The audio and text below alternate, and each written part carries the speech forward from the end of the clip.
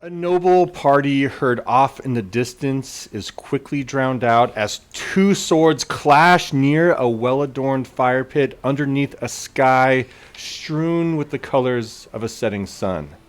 But one of them is a great deal shorter than the other. Aedrid, describe what you were like in your very much younger years as you also roll a d20 for me.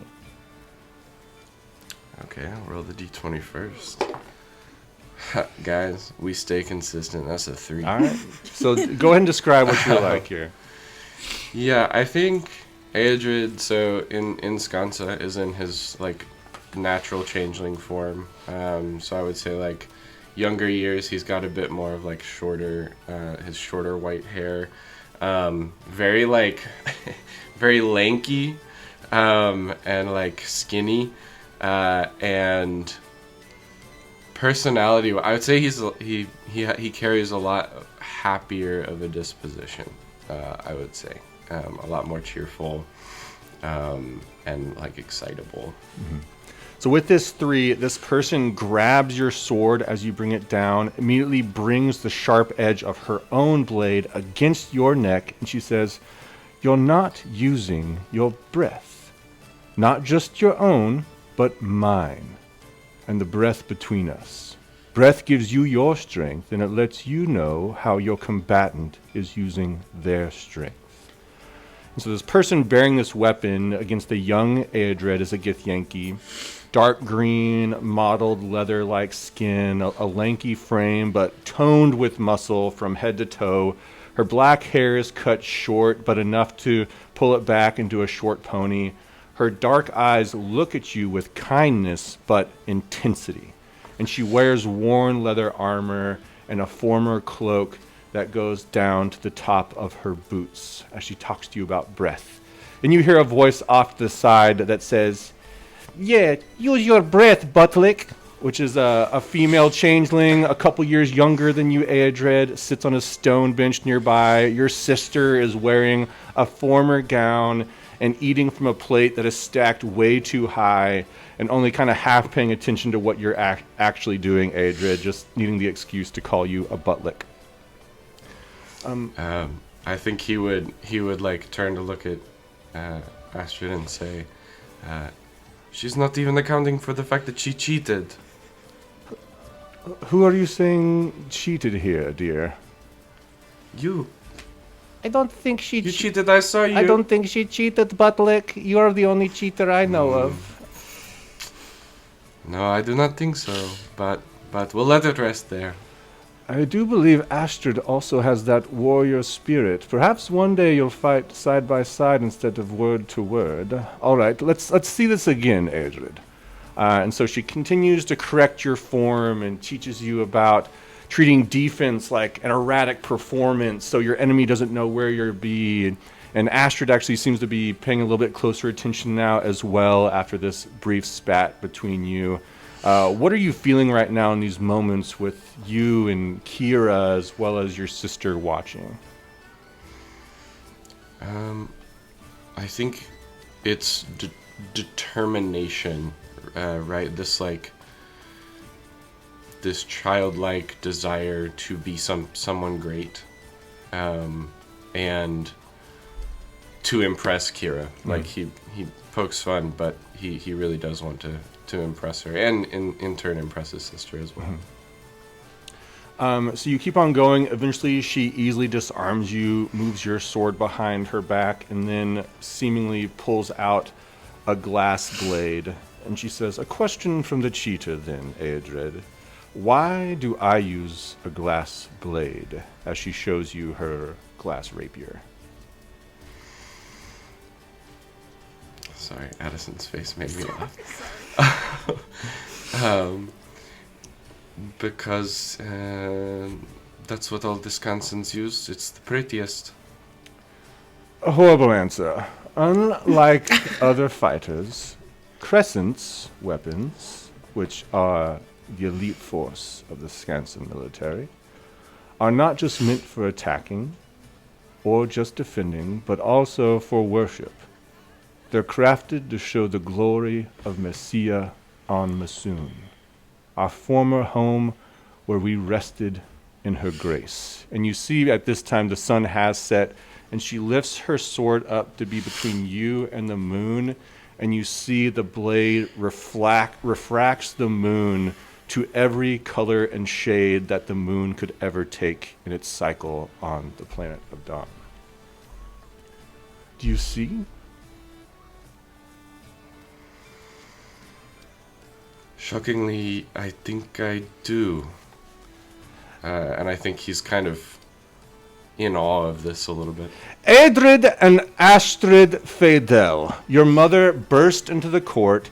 Kira stands on guard out of respect. Lady Fadel, how goes the dinner with the other nobles?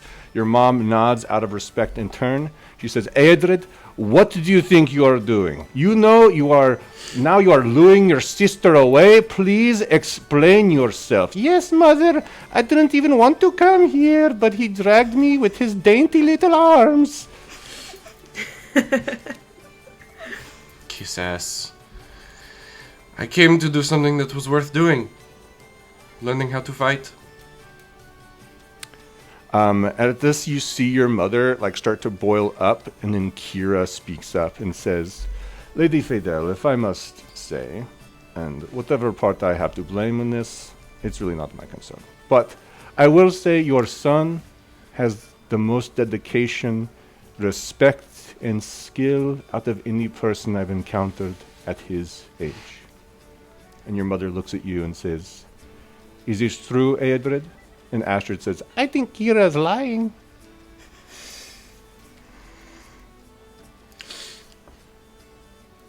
It's true, Mom. Well then, let me see, Edred. And your mother sits down next to Astrid, grabs a piece of her food and starts eating it.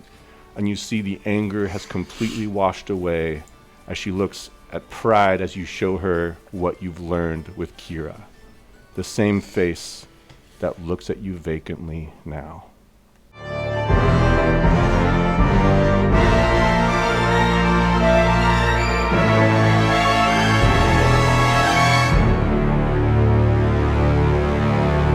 Welcome, heretics. This is Religion Check, a Dungeons & Dragons show for the deconstructed. I am your Dungeon Master, Braddock Eason, and I'm here today with my table of Prodigal Pilgrims as always, but let's greet them all once again. We have Addison, we have Daisy, we have Luna, we have Mattie Mae, and Ryan.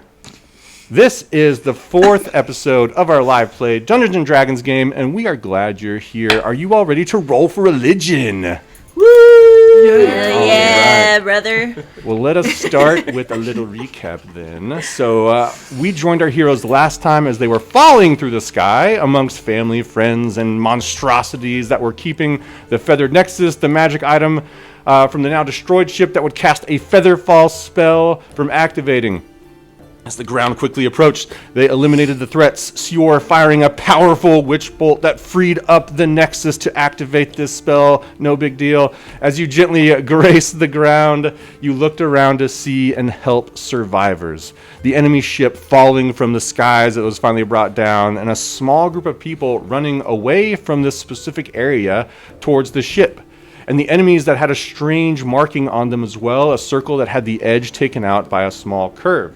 Adred's mother called out, trying to get the people inside the safety of the Temple of Pelor before a glass blade cuts her off and the doors closed behind her. And that is where we are now. So you all see the face fall to the ground. Gray, almost translucent, faded, devoid of detail. But to another changeling, especially her son, you see every unique detail that made Anna Lee, this one who longed for a future for the world she saw, who had her future taken away. So what do you all do now? I think Adred kind of like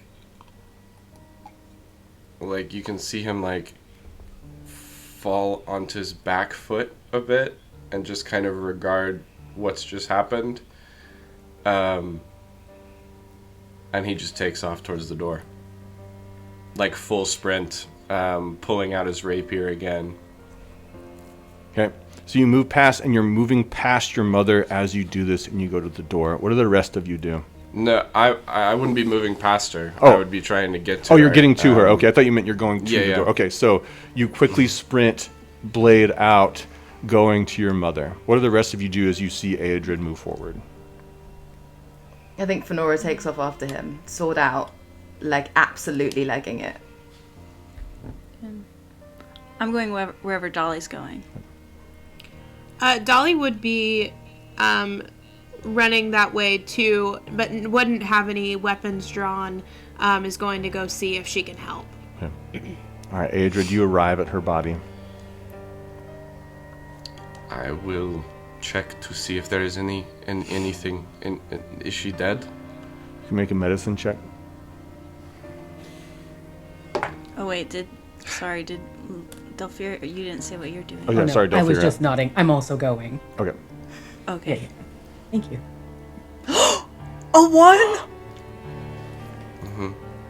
Oh my gosh. Natural 1, even with the natural 1, there's something obvious here as you're overcome with emotion. Maybe you're not conscious of it at this time. Maybe it's something you're in denial about at this time, too, with the natural 1. I think that can also come across. But part of you knows, like, for a changeling to drop their appearance means that there's no nerves firing anymore. There's no consciousness driving the system. Like, that, there's no doubt that she's not there. But again, with the natural 1, you might be in denial about this. I think he kind of takes her shoulders and shakes her and is like, "Mother, mother," and he, as an action, will change into his natural form, and he puts his hand on her face and he says, "Mother, wake up! You can't go this quickly. You can't go this quickly." Any sign of anything? Just her same blank face, her eyes are open. As you know, there's no pupil color to it, but you still recognize the shape of her eyes and eyelashes and what those mean. Could Dolly do a medicine check? Yeah, you can be close and check her out. Okay. That's an 18 plus 6 for me. 18, you see no breath, you see no signs of fighting to come back. You have no doubt that this person is no longer living, as you also see her bleeding, a pool of blood forming behind her. So Dolly just looks up at Aedrid and says, "I'm so sorry she's gone. There's nothing I can do." He'll just kind of kneel down and place his forehead against hers. And there will be it doesn't look like water, but it looks like this silver ichor kind of rolls down out of his eye, and he says, "Mom, please don't. No. It does not happen like this." And he gets up and he goes towards the door. Is the blade still in her?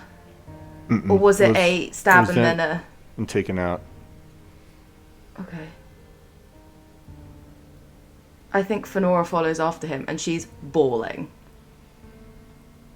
But follows in after him. Dolly will take out some herbs from home and put her hands on her stomach and put some herbs in her hands, and then get up and follow them. I'm following. Yeah, I'm following for sure. All right, you all come up on this door in front of you, this kind of towering, impressive door that would bring someone into the Temple of Pelor. Is it locked? Yeah, it's locked. As you go to open it, it's not budging. I have thieves' tools, Okay. I think, So that I can use. So you pull out these thieves' tools, you kind of, I guess, move Aedra out of the way with these, or at least you have these out and start working next to him. So you're going to roll a d20, you're going to add your dexterity and your proficiency bonus, which is a 3, I believe. Oh my god. Okay. So I think plus 7. Yeah. I'll just move Adrian out of the way. Be like, let me try. Okay, that's good. That's a what's 22. 22.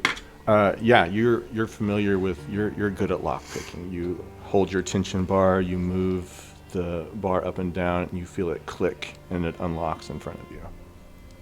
As soon as it opens, he like pushes Shore aside and will say, "Move aside," and goes into the building.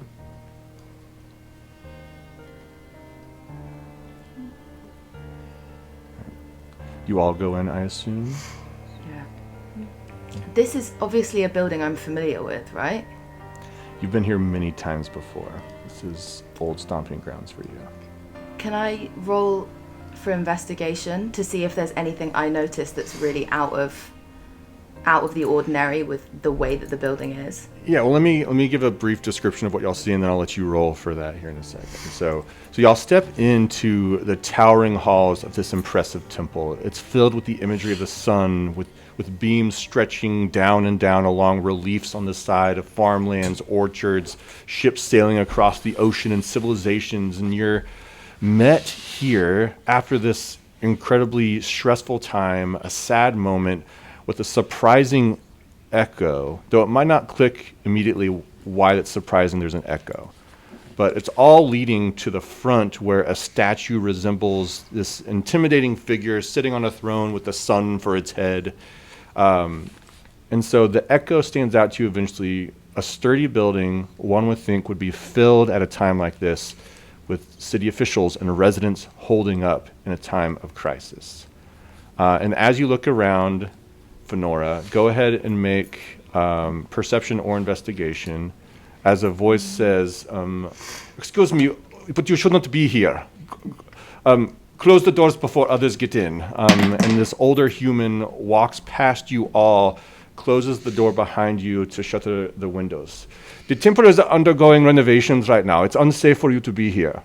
Would you roll, Fenora? It was cocked. Oh, okay. 14. 14. Yeah, what stands out to you is like, where is everybody? And you recognize this male coming forward you as this human male in his 50s and 60s. His name is Sveinhot, and the title's Shine. So like a priest of Pelor is called a Shine.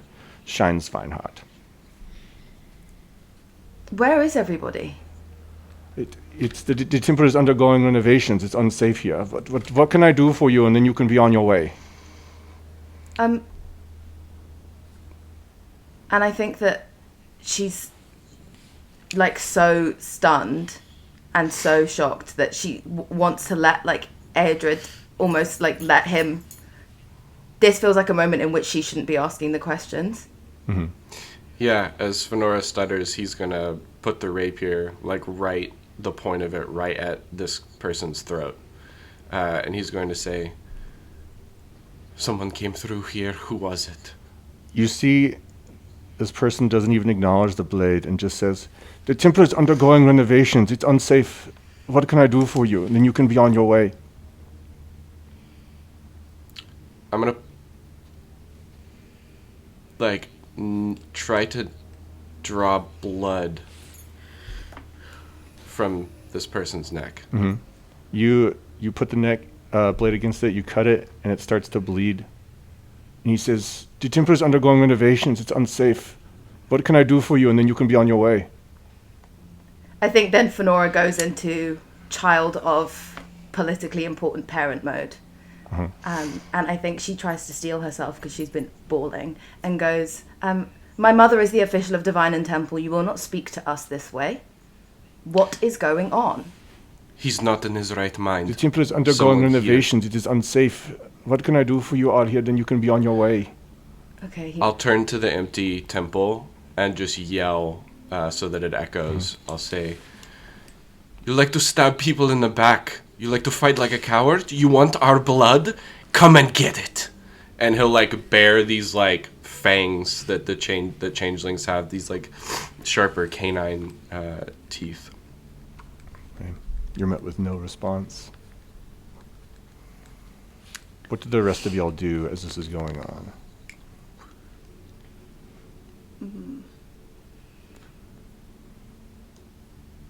I think Dolly would like hang back a little bit, because this is their moment, it seems like. But she would just be sort of scanning the room to see if there are any other people or any sort of movement or anything like that. Okay. Addison, what's your doing? And Luna, what's Delphira doing? Yeah. I would be looking for other entrances, other doors, things like that. And Luna, how about you? I would be checking shadows, checking hiding places. Mm-hmm. Okay, so the three of y'all make perception checks for me then. Guys, I'm really stressed right now. Oh! Sorry, that's a natural 20. Natural 20? Yeah. Boo-boo-boo. Awesome. Amazing. Delphira, what'd you So get? 21. 8. And Mattie Mae? I got a 21 too. 21 2. Amazing. Twins. So Delphira, it's hard for you to pay attention at this point. Not sure why that would be based on your character. Like maybe it's because you're unfamiliar. You get uncomfortable in temple situations, being more of a wizard, or I know why. It's because of the dead body. The dead body would it's also bringing up a lot of trauma, Yeah. let's say. Yeah. But then Sior and Dolly, as y'all start kind of moving forward and inspecting this area as this is going around with Shine Sveinhot, you notice figures are laying down on the pews. And then beyond that, with your higher perception, you notice it's priests are laying down on the pews. Then beyond that, because of your natural 20 and breaking 20, you notice that the priests are sleeping. And then, because of your natural 20, you notice a fine powder is around the priest. And then you notice that bodies, limp and broken, are tucked away in the corners of this building. And then you see near these bodies, attached on one of these kind of pillars in between, are these large winged moths that are trying to blend in with the nearby wall, thinking that they're stealthed, not moving in this moment. Okay. I am gonna, try to whistle over at Adrid and, nod for him to come over to where I am. I do. Guys, I think we need to get out of here. We are not leaving. And I'll point out to Adrid. Look, they're hiding. Do I recognize these things? You can make a history or arcana check.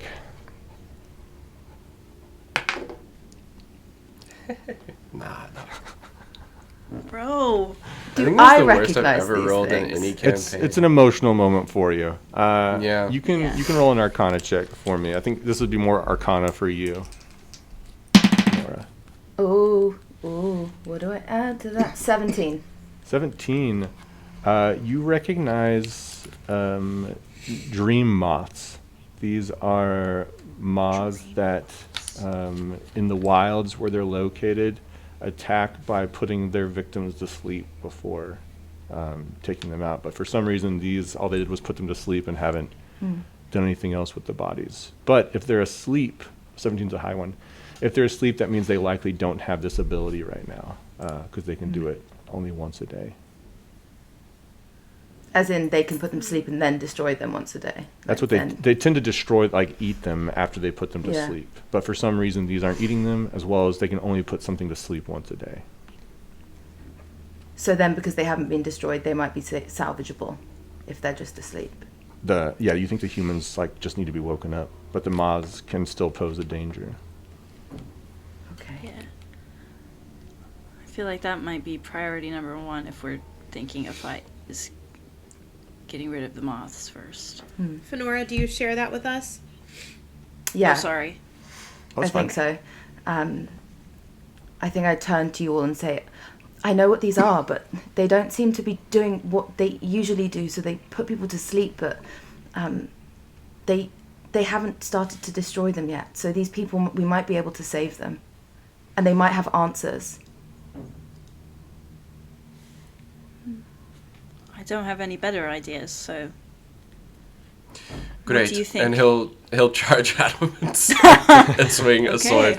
Okay. Great. We're not even gonna roll. The fact y'all rolled high and these are low enough, like challenge rating creatures that y'all make short work of these. Just go ahead and describe to me as a group how y'all make short work of these moths on the walls and ceilings. There's how many of them are there? 4. 4. I throw my javelin at one Okay. and like pin it to the wall and kill it. Awesome. How about the rest of y'all? Yeah. Literally any way possible. Yeah. I feel like Sior would go a little old school, and I wouldn't use any magic. I would just use a dagger and just kind of slice up the middle of one. Amazing. I want to use firebolt on one. Awesome. Period. All right, Dolly, how about you? Dolly, All of them? Dolly doesn't kill any of them. Okay. Okay. Either way, slice, and then a javelin just like sticks in the wall, making quick work of these moths. And you're now left with these dreaming priests, as well as the Shines Vineheart, who's still at the front of this temple, saying that over and over again. You just hear in the background now of, "The temple is closed. What are you doing here? We're here for renovations." Just on repeat over and over again. You, child. Yeah. Okay, yeah. What's up? You can bring people back.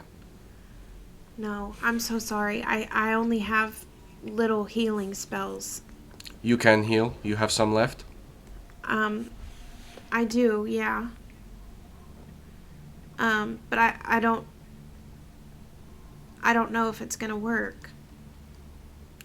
You mistake my meaning.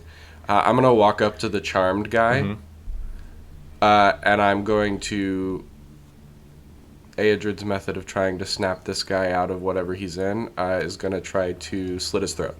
Jesus. All right, make an attack roll. Right.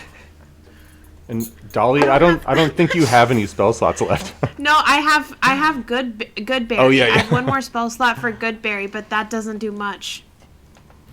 All right, go make your attack That's roll. enough. Continue. Okay. I got a terrible at checks, good at combat. That's a dirty 20 to hit. Great, you hit. We'll say no need to roll damage. He crumples to the ground and starts to bleed out, making death saves. Cool. I'll throw the blood off of the rapier and I'll turn to you and I'll say, bring him back. Oh my god. Okay, so she's gonna cast Goodberry, which, doesn't do much. It just, there are 10 that she gets. I think you cast that last time, so so I think you still have some left over from that. Yeah. Yeah, so, but I would cast it again, because I'm assuming, does he only need 1 hit point? Or? Yeah, just one. Okay, okay. So, yeah, she would give him one of those. Okay. He comes up. It's like, what is going on here? Who are you people? Are you with them? I don't want any trouble. Who are they? This figure, she came in, she started cutting some down. She put these moths flew and put my priest to sleep. There was this crustacean-like creature, and the next thing I know is I have no memory of what is going on here. You say she, what did she look like? She was hooded, but I could tell she either had like human or perhaps elven features. So she came through, made you like this, and then you did not see where she went. I don't... She might have gone... No. The Temple of Duafota, and takes off, but then he notes the priest asleep nearby as well. He says, we need to wake them up. Okay, so Dolly's going to immediately go and start waking people up. Great. So you start shaking these people up. Dolly, the first one you wake up, goes, and like starts screaming in fear. It's what's going on before they calm down and look around. They're like, I had a terrible nightmare. Who are you? My name's Dolly. Everything is going to be okay. Is Shines Weinhardt okay? That person, her blade was odd. It was reflective, a natural reflection, maybe transparent. Where did she go? She was headed towards the front. And you see that's where the priest has started to head to at this point. And then at this point, as you start taking off that way too, he says, wait. Here, these might be of help to you. And hands out 2 small red liquids in a bottle for just to the group for y'all to grab. Oh, sick. Yeah, Since Dolly's right there, yeah, 'Kay. she can just grab them. So Dolly, you have 2 potions of lesser healing, which are 2d4 plus 2. Yeah, Adrian's going after the priest, following the priest who was... Can I ask any of them if they've seen my mother? Because it makes no sense. Like, that if this is all going on in the temple and she wasn't on the ship, where is she? Mm-hmm. And he Nora, said the woman was elven. I didn't notice you at first. No, Have you seen my mother? I assume she's still helping the city. I don't know where she is. Okay, thank you. And I like it after the priest and Airdred. Yeah, I'm booking it too. Okay. That wasn't clear. And all the priests are awake now, right? Yeah, they're all awake at this point. I think y'all got them. And does everybody seem like stable and okay? Yeah. And another one, since y'all waking up all of them, does say like, before you go, can I offer any of you? I don't have much I can do. I can cure 2 of you if you need some of your injuries taken care of. If you're going after them. Ooh, I could use some if nobody else needs any. So you'll get. I have one 18 at out of 24, so if people are more in need. You get 11 hit points back, Sior. Oh, I don't need that many. Well, that's how many you get because it's a cure wound spell. So. Right. Yeah. Sorry. Oh no, you don't have to. I'm full. So anybody else? Who is offering this? Sorry, one of this the that we're priests, walking another with? priest that was like saw y'all going and I kind of okay. ran after y'all and says offered some healing. I'm only. I'll just kind of like offer a handout and say, sure. Okay. Oh, not Max, but did well. 14 for you, Adrian. Oh, good, I needed that. Brings me back to full. 38. Good. Damn. Y'all have 30 hit 38. points? That's I Could not be me. Oh. I'm squishy. I rolled really good 24. on HP level. So you continue past Shines Weinhardt, and eventually you come behind this massive statue of Pelor, where you see what should be a flush wall is now opened up, and you see an old stone stairwell spiraling deep down beneath the temple. I will turn to the rest of the party and I will say, kind of directed at Fenora, but to everyone, you have no stake in this. I will likely not come out of here alive. You do not have to sacrifice yourselves for me or for this. I think There are other people that need your help. Fenora grabs his arm in the same way that he grabbed mine after the maze, and looks at him and says, and again, she's crying again, and says, Airdred, I'm so sorry. I'm coming with you. And then, lets his arm go. Okay, he doesn't say anything. He just turns around and starts down the stairs.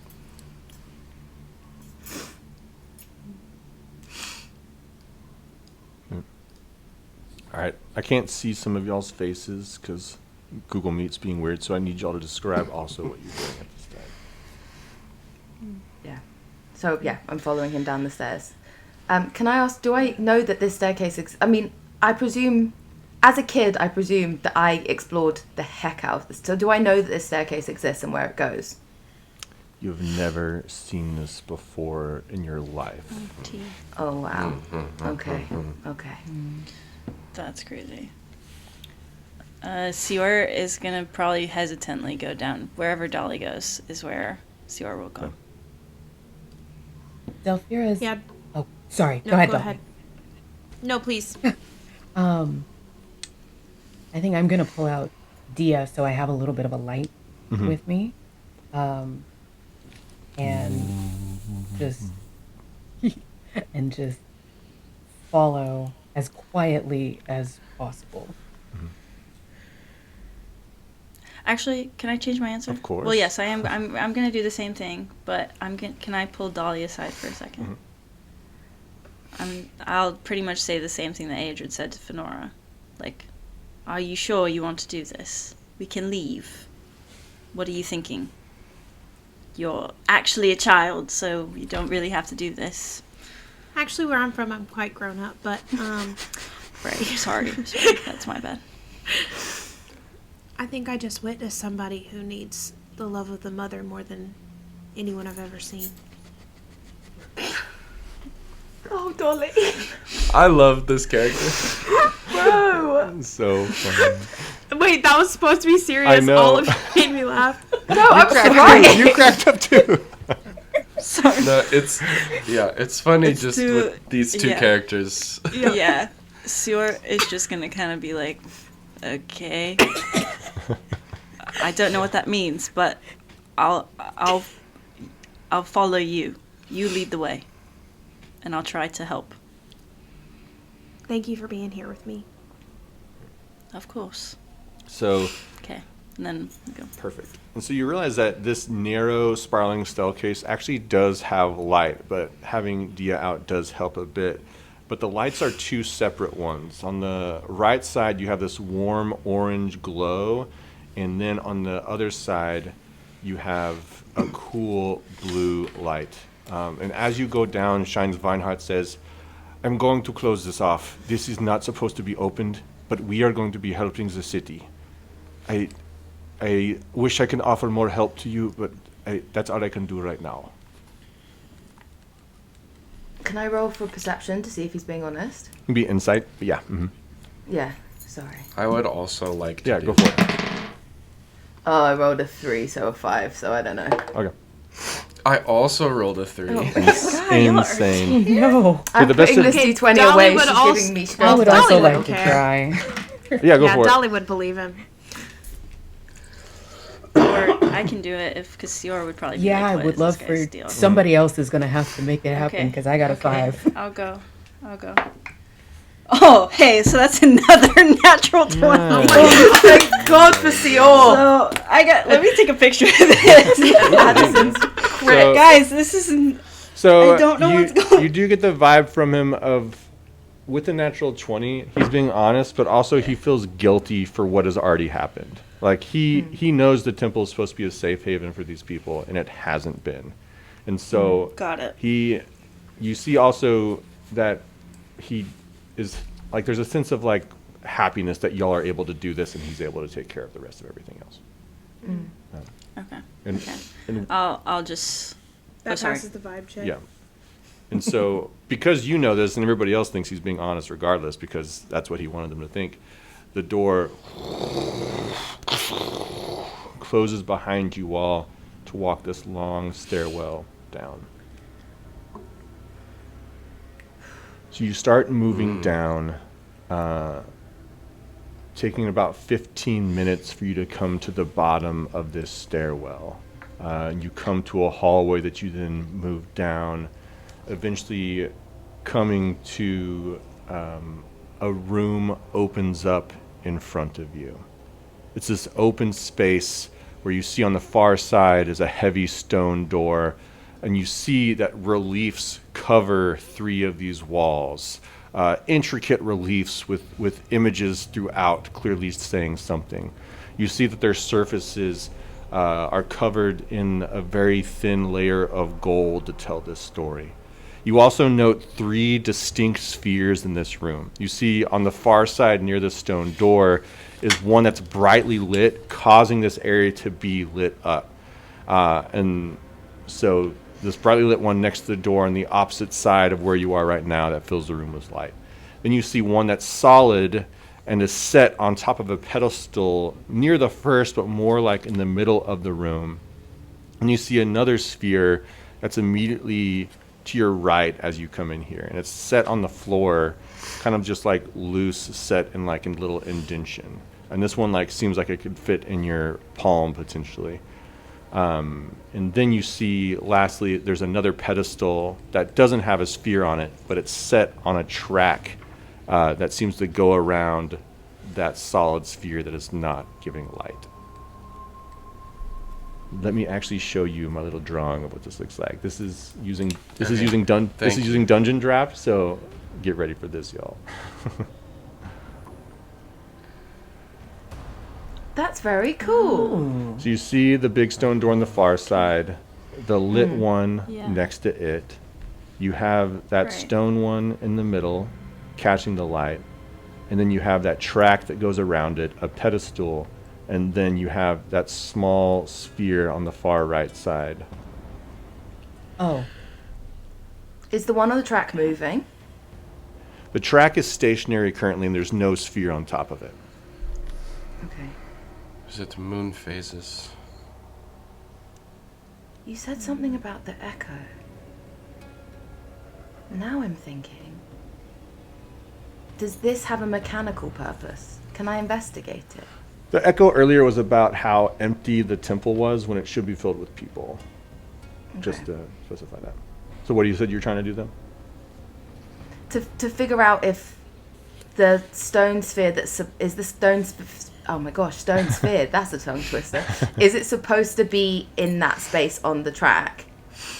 As you go up to that pedestal, it does look like the size of it would be well fit with that stone sphere on the side.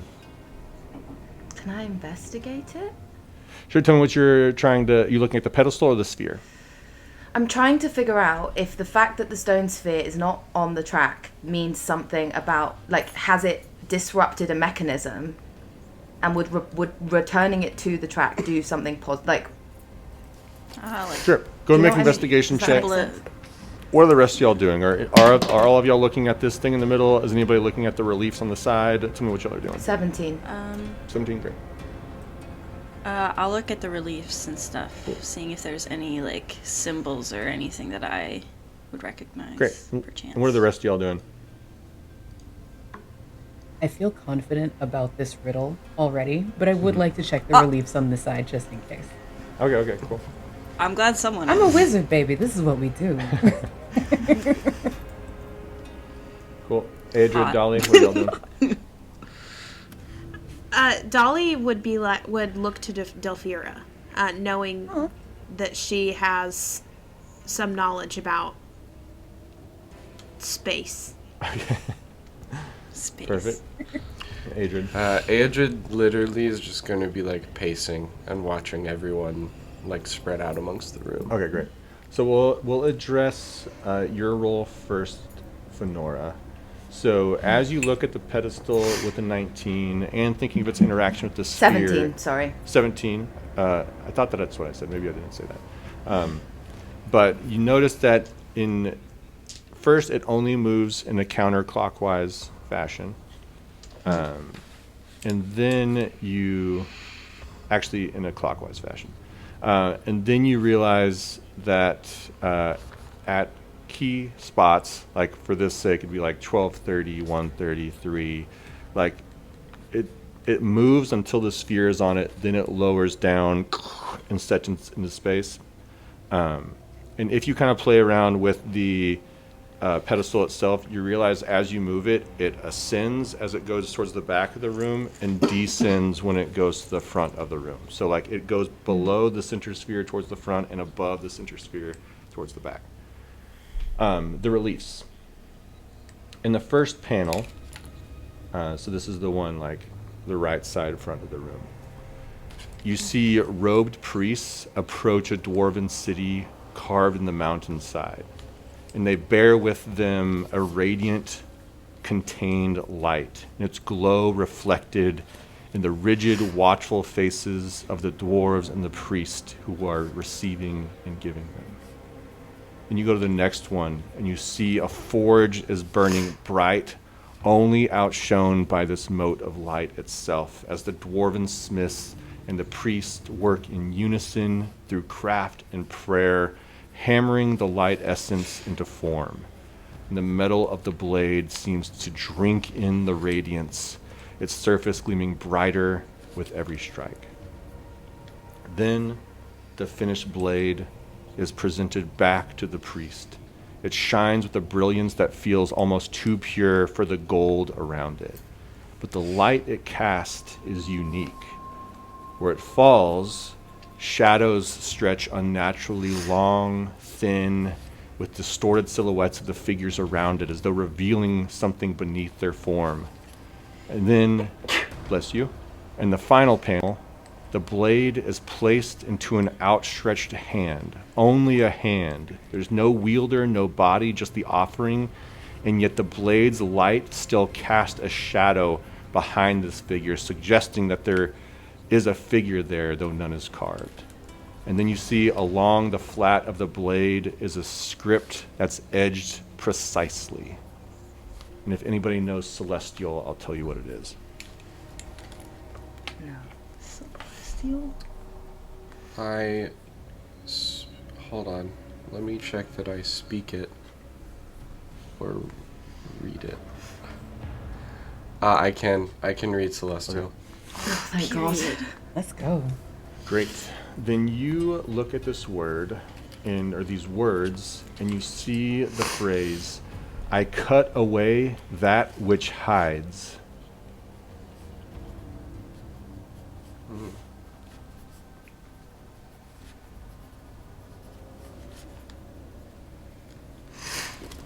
It Does says, this... Oh, I sorry. cut away that which hides. Does this mean anything to anyone? Not that I know of. Does the light, the radiant energy, does that seem familiar? Does that look at all like something I would be familiar with? The radiant energy, I'd say make a religion check for that. Okay. Oh, yeah. The language of No. That's an 8, so no. And I use the same die, so guys, this isn't a Wade. This is a real one. Dice Jail is not real. Great. And you also, as you're walking around too, you do notice around the stone door, there are the phases of the moon set around the outside of it. And there's another phrase written in Celestial, which then, Aedrid, you would read, that says, consider your place on dawn to see saloon's light by soul. Consider your place at dawn? On dawn. Addison, sorry, what'd you say your religion check was? It was just an 8, so not good. Okay, yeah. Religion's not your thing. Can you repeat that one more time? Yeah, it says, consider your place on dawn to see saloon's light by soul. Which, Aedrid, because you already said it, you already put together what's going on here. Yeah. The language of hiding. I think Fenora's getting a tingly Omskir feeling about cutting away that which hides. Yeah. I know I got the book. Have I at any point read the book? You've not had a chance to read the book yet. Yeah. Can I flip through the book to see if there's anything in the book that helps understand? Make an investigation check really quick, and it's going to be a high DC because you're essentially lucky flipping this book to see what's going on.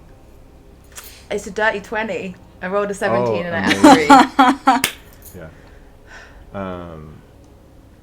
Let me see what you open up to here. With a dirty 20. This is my new favorite D20. I know. Luna, are you still feeling confident on Out this? of dice No. jail. I talked a big game.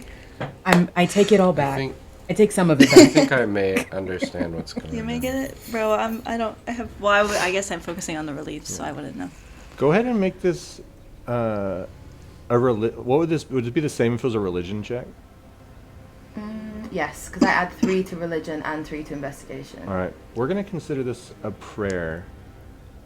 And as you flip open this book, you come to a section that seems to have random prayers collected by followers of Omskir that says, "Keep the borders of dreams, let nothing follow back," is one prayer. The next prayer is, "Arm against those who distort uncontrolled thoughts."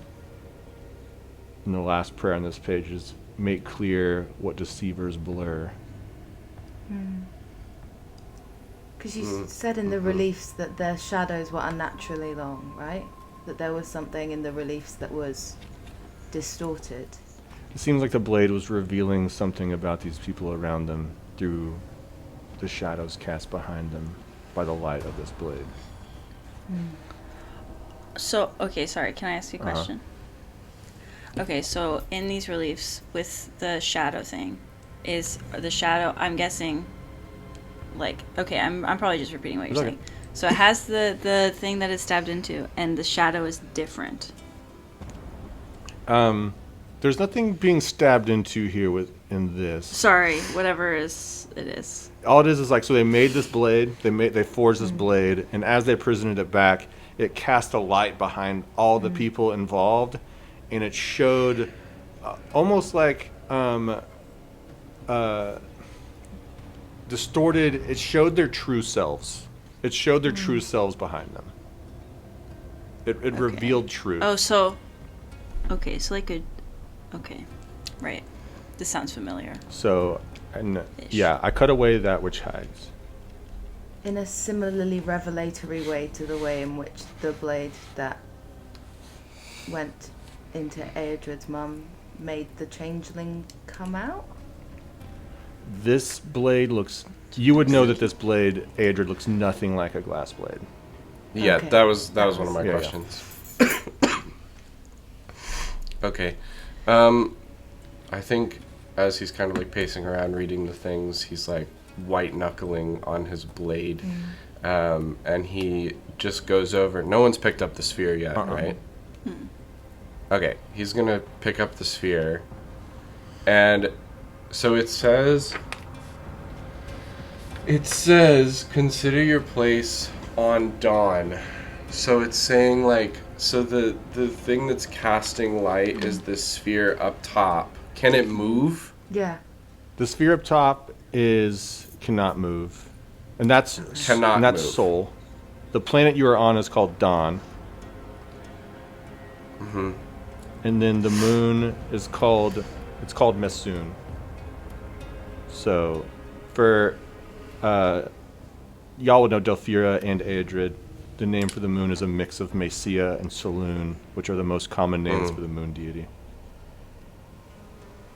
Okay.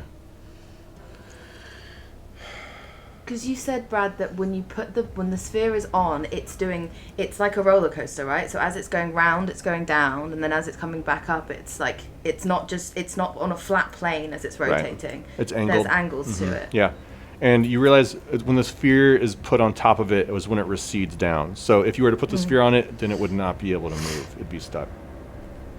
If we put the sphere on it and slide it round, could we make it mirror that almost crescent or that almost eclipse that we found on the people outside? So if you put the sphere on top of it, it recedes down. You can't move it. But So we'd have to move it first. Yeah. Okay. Oh, so the sphere locks it in place. Right. It's not like on one of those. It's not like tracks in which the sphere can roll about. Right. Okay. Yeah. So Then we essentially, you have got to to make a position it before we decision, put put it the back sphere on. on, and it goes down. I feel like I'm And it definitely deferring unlocks astrological something. decisions to Delphira. Yeah. Yeah. Delphira, it says consider your place on dawn to see Saloon's light by soul. Does that reveal anything about where this pillar might go? Is it Does like it? almost As far as where the- astrocartography? Yeah. Yeah, where the light might be. Does it? Can I check it against like my little mini star map thing that I have? Oh, hell yeah. see. You don't even have to roll for this. Are you wanting to know like what the phase of the moon is currently, essentially? Yeah. Oh yeah, it's a waxing gibbous right now. Ooh, okay. So let me tell everybody. Oh. Let me tell everybody that, and then can we move the little slidey thing to make it so that there is a waxing gibbous reflected, like basically the light of the light of soul in this room is creating that moon phase. With the fear that I made this puzzle too hard, do y'all want to guess? Do y'all want to tell me where the waxing gibbous spot would be, or do you want me just to say like, oh yeah, this is the waxing gibbous spot? Can I ask a question before we course. make that decision? For sure. Mattie Mae, are you asking the question of,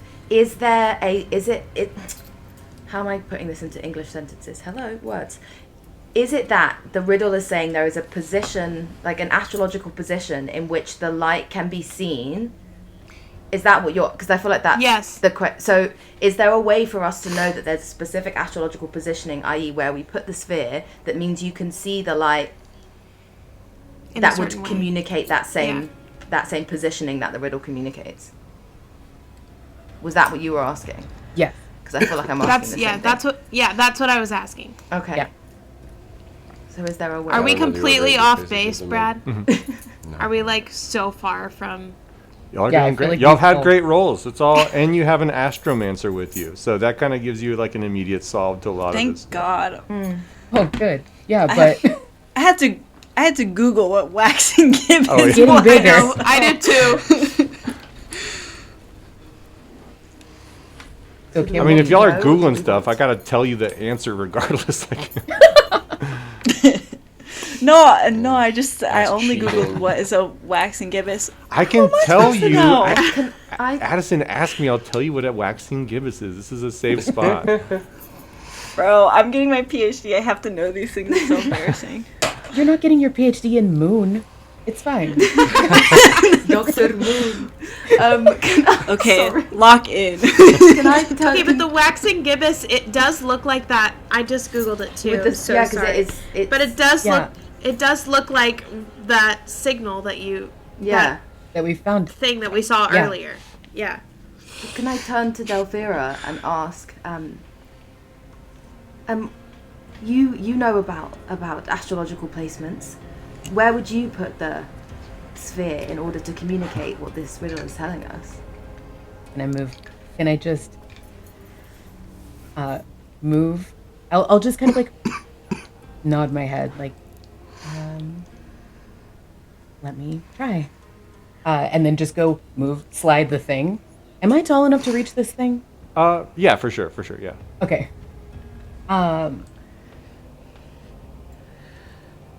Somebody just a minute ago had it Where do you want right it to go? there. Oh, I'm trying to click on it like I'm in roll 20 and I'm not. Why can I click it? Yeah. Yeah, let's put it there. You can 'Cause give I me the think that would- time. Oh, what is this, 11? 11. Because it would be. Yeah, because then the light would come and it would glance off. And Or chop do a we need corner- to put chop it- Yeah, we just need Segment that out. little corner out of it, but I don't want it to be like this. I want it to be like, Yeah. you know? Okay, you're gonna put the sphere in the spot. I don't know, is it right? Well, there's only one way I'm to only find going to out. put it there if it's right. No. I could roll for that. If you want to I'm a roll for it, space yeah. witch. Let me I'll t- let you. let can me roll for that. You can roll an Arcana for this. This is your magical realm. Okay, good. Please, let this be my one good roll of the day. Okay. That is 12 plus 8. That's a 20. Genetically modified 20. The GMO 20. As you start moving it around, you kind of get distracted just thinking about, just imagining all the different phases of the moon, and you realize that you're stopped at a waning crescent. And you're like, why am I at the waning crescent spot? I got to get this sucker over to the waxing gibbous where it belongs. And you Over are there. ready to put the sphere in its spot if you want to. Yeah, let's do it. Great. All right. You put the sphere in its spot. Oh. The sunlight soul catches it, and you see the room go dark as the light goes out, and you see the waxing gibbous alight on the stone door, and it opens up. You can hear on the other side, and there's just faintly this glowing light of the waxing gibbous lights the rest of this room. Can we hear anything beyond Make a the door? perception check. Anything above 10, guys. Oh, shit. Let's fucking go. Finally, a natural 19 for a 20. Hey, Ryan. Guys, we're back. My mother's dead, and we're back. In this moment, That's terrible. as you're waiting to see what happens and you all listen intently, you hear nothing beyond the next room except for a slow inhaling and exhaling, and the faintest inhaling and exhaling, as if someone is sleeping. Alright, I'm gonna go in. Can I cast Divine Favor? Before we go in there. If you want to, Because I'm yeah, scared. you can check off Or that. is It that only lasts a stupid minute, to- just so you know. Okay, then I'm not No. casting it yet. I'm not casting it yet. Okay. I hope you know I was just laughing because of how you said it, not because it was stupid. You could have laughed if it was stupid. No, it was not stupid. I'm a noob. So again, you'll walk through a hallway and come into a new room. And this darkened room is lit by, on the ground, dancing, changing motes of light on the floor and ceiling as well, almost as if moonlight is piercing through trees in this room, though there are no trees. You're surrounded by stone. You see there are new reliefs on the walls in silver, and you see parallel stone benches sit in front of the far side of this room with what looks to be, instead of a door, a thin veil that's almost like it's moving as if there's a gentle breeze in this room, that there is no air movement at all. And you see on the floor next to it another priest who's asleep near this veil. Is there a moth again? What? I was gonna say, is the vision bad? I have dark vision, so can I see? Everybody can see in this room. Like, there's enough light Everybody from can these see, things okay. going through that you can see the reliefs on the wall. You can see in this room, period. Like, y'all can see the Okay, priest. Y'all can okay. see the veil. Yeah. Is there, like Daisy said, is there another moth? Question mark. You can make perception checks about that. Luna, were you about to say something there? I saw your mouth open. Can I prestidigitate a smelling salt smell to wake this guy Yeah, up? that's awesome. That's Okay. a great idea. Whoa. That's a really great idea. I rolled That was a way 9. better than what I was gonna do. I got a 19. Oh, awesome. I also got a 19. That's so spooky. Twins. Nice. Whoa. You see no moths here. You get this spelling salt. You put it in front of this priest. And then, Adrian, what did you say? Oh, I was saying that the smelling salt's way better than what Andrew was going to do. That's- which was Stab the just priest. That's give him exactly good why I was like, let me just immediately. So you put the spelling right. salt, Priest killer. wakes up, and again, like fear in their eyes, as if they've just woken up from a nightmare, and like kind of starts recoiling away from this group around them as she looks at all of you. Yeah, blade out. You're with I am them? exhausted by this. Where did they go? There's only one exit out of here, asshole. You think I'm with them right now? I don't get why you're fucking threatening me right now. And then as this do we get person is through? cutting or saying that, you hear Dick as well go, "Fuck, asshole." Buddy, I think Now is Fenora. not the time for another nonsense. I think Fenora interjects and goes, "We're not here to hurt you. My name's Fenora Tiernak. My mother is the official of Divine and Temple. We're just trying to find out what's going on." I know you, Fenora. That woman, she grabbed me and brought me down here with her. She used me to get through this room, and she told me about Did you recognize her?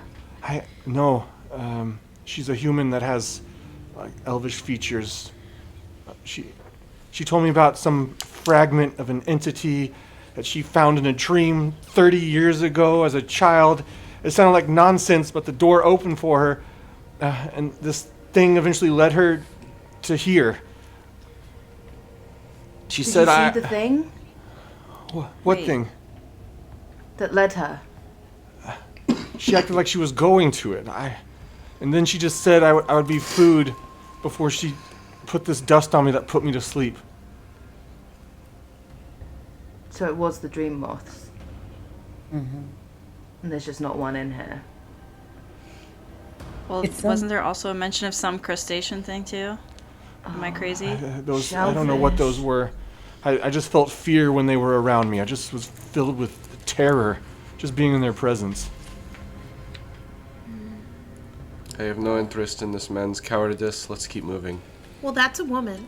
This woman's cowardice. Sorry, I don't misgender have the dark priest. vision. It's the light is the moonlight. Just from because the it's a- previous room is messing Just with because my it's a priest doesn't mean it's a man. You see, Yes, she yes. holds Dolly- up her fist for a fist bump from Can I, before we leave, can I look at the reliefs again? Are these ones the same or are they different? They appear to be different. Yeah. So, Okay. and as you're there as well, you see that there's writing etched into the floor in front of the veil here as well as y'all are there. Okay. So the reliefs in this one, the first panel, it's beneath an immense radiant moon. You see scribes crowded in a forest clearing, and there's these scrolls that are just impossibly long, spilling across the ground, dense with intricate script as these groups of people are poured over them writing. And then the next panel, you see these scrolls are brought before a circle of elves in another moonlit clearing.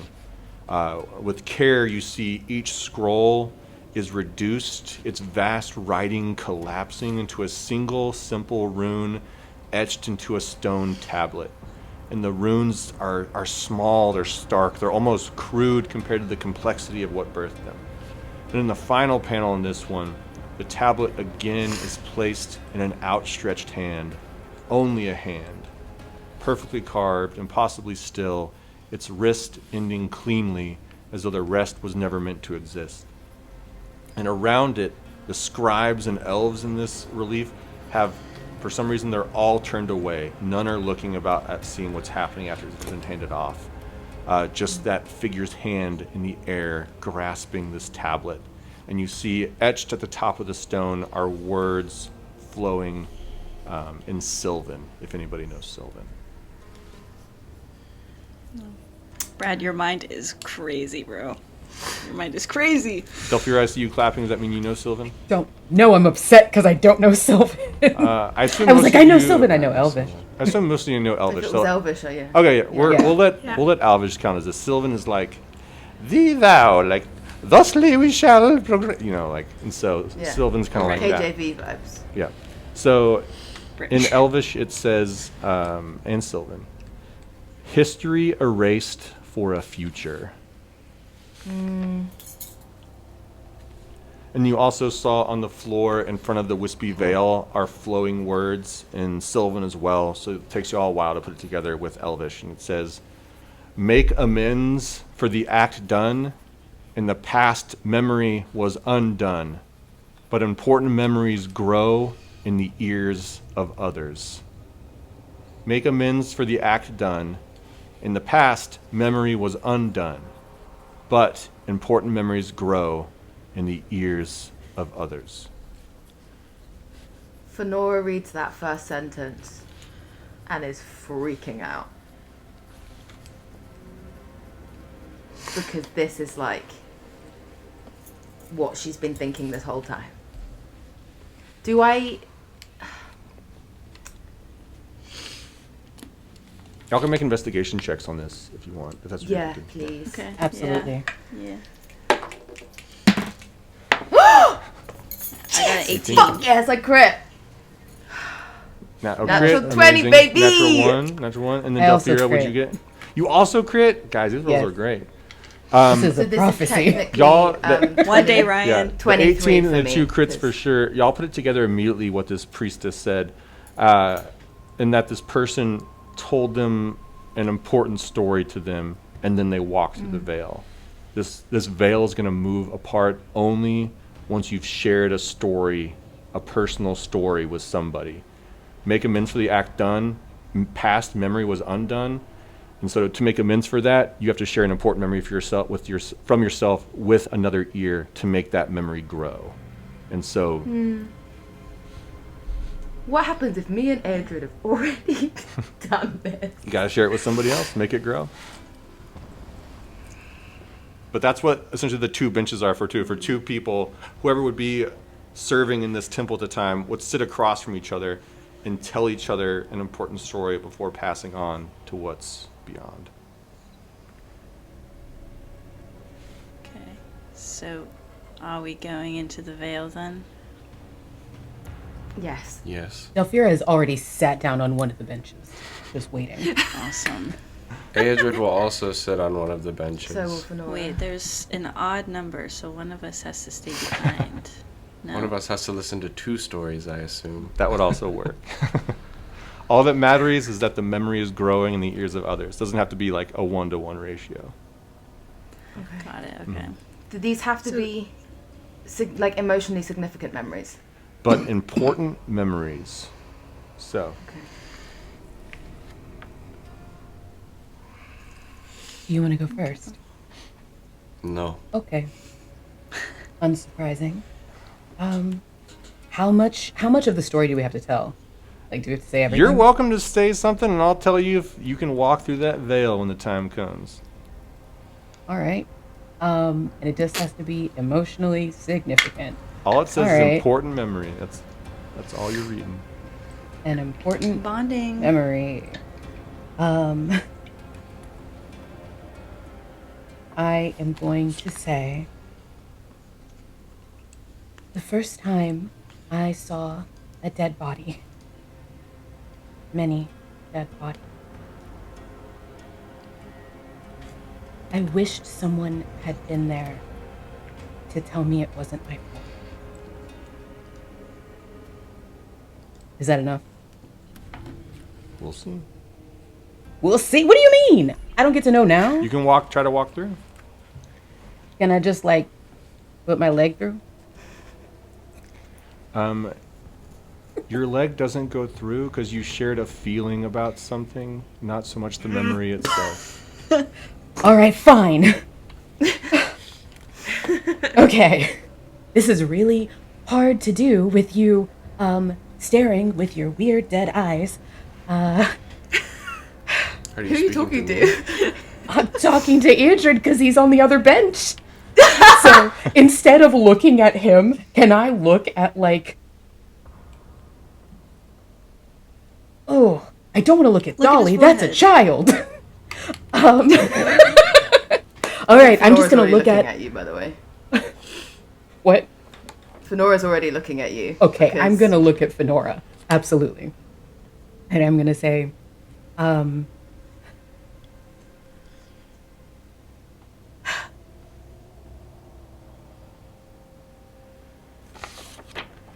I can't. Here's a secret that no one outside of this room will understand as the truth. I can't go home because everyone who loved me through childhood is on the other side. And I don't know if it's my fault, but I think it might be. And then I'm going to slide my toe over through. Oh, no.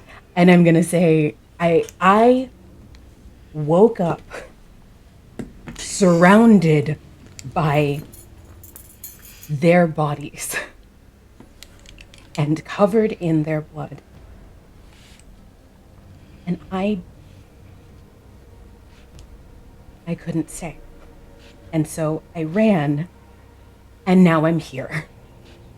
And that had better be enough, because I'm not talking about this anymore. And then I'm just gonna shove my arm through. Your arm is. And I goes really hope through. I don't break my hand. Your arm goes through. All right, I'm walking through. I'm not waiting. Okay, great. I can't look at anybody. I was gonna play a joke, like if you pulled your arm back, then try to go again, it would be solid again. You have to do it. She would just leave. Like, you know what? I'm going home. Forget it. I can't do this anymore. Yeah, so Delphira disappears behind. I think Fenora looks at Dolly, and this is probably really unfair to do to Dolly, but I think in this moment, Dolly really reminds her of her sister. And I think Fenora looks at her and says, I had a sister.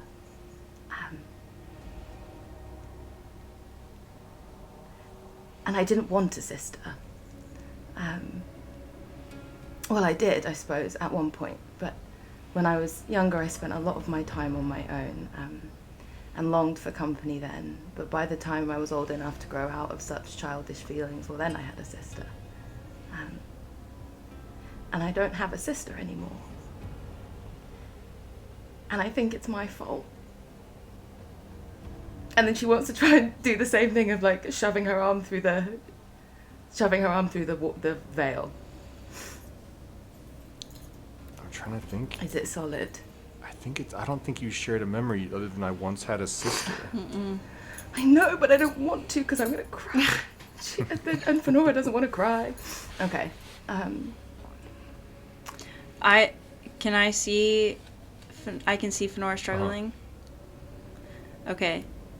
I can share a story about my sister, if that's helpful. That's what I'll say to Fenora. I think she appreciates the breather, knowing that the veil didn't work, so she's going to have to tell the story of what happened. But I think I look at Siora and I say, I'd love to hear about your sister. Well, I'll actually share a story, but since that seems to be the deal. Fenora's like laughing and crying. It's like tracking. Yeah. But my sister Talia, she likes arts and crafts. And so one of my favorite memories growing up is us on the seaside at our cottage with my grandmother. And that's how I got my oyster shell. And she just picked out little gems and things that she wanted to put on it. And then she gave it to me. And it's probably my last happy memory before. Yeah. But I love my sister. I talk to her sometimes, but I haven't seen her in a while, so yeah. Thank you. Can I stay and wait for Fenora to share and then go in? I mean, yeah, somebody's going to have to stay I'm gonna do back. that. So here, one person. Yeah. I'll stay. Also, if now Delphira's not getting to hear all the tea from everybody else because she already walked through, so. Oh, she's got those long elf ears. You can just see like one ear pointing through. Like... What a visual.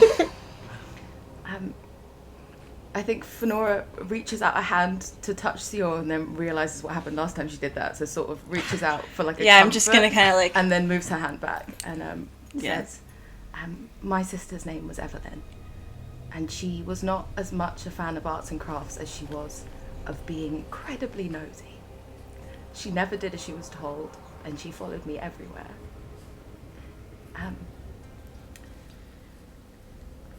6 months ago, there was a celebration. It was leading up to these events, the events of the 100th anniversary of the end of the war. And my parents, because of their role in political office, had to attend this event. And so did my sister. I am not a big fan of the political posturing of these events, so I decided to take a breather and go for a walk in the woods. I was so sure she hadn't seen me leave, and I can't believe I was so stupid to believe she would have stayed with our parents. When I was walking in the woods, I heard a noise. There was someone moving, and I turned around thinking that maybe they were lost, and then I heard my sister. Of course she'd followed me, no matter how many times I told her growing up. And then I saw her, and I heard her say, "Fen, look at this." And I spun around to tell her off, to tell her to go back to our parents, that she shouldn't have followed me. And then I saw her bending down to pick up something, a piece of wood. That image of her, all snub-nosed and rosy cheeks, her face aglow with excitement, will be burned into my mind for the rest of my life. And then I think she stops, hoping that's enough of a memory. Siora's gonna do something crazy and touch her shoulder. I think Fenora's like, and like sort of returns the pat. Yeah.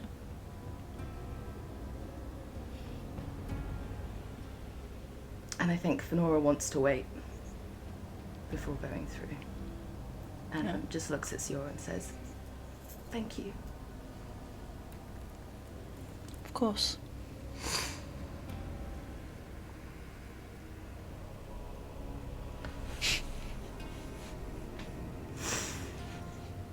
When I was 10 years old, I was playing in the forest near my home, and I could hear my mom and my mama making dinner and gardening, and it was just really happy. I was really happy. And I decided that I'd been watching all of my mothers and sisters and girlfriends pray my whole life. And so I decided to pray for the first time for myself. And I prayed, and I didn't hear anything. And so I kept praying, and I kept not hearing anything. And so I'm just really hoping, I'm just still praying and still hoping to hear something.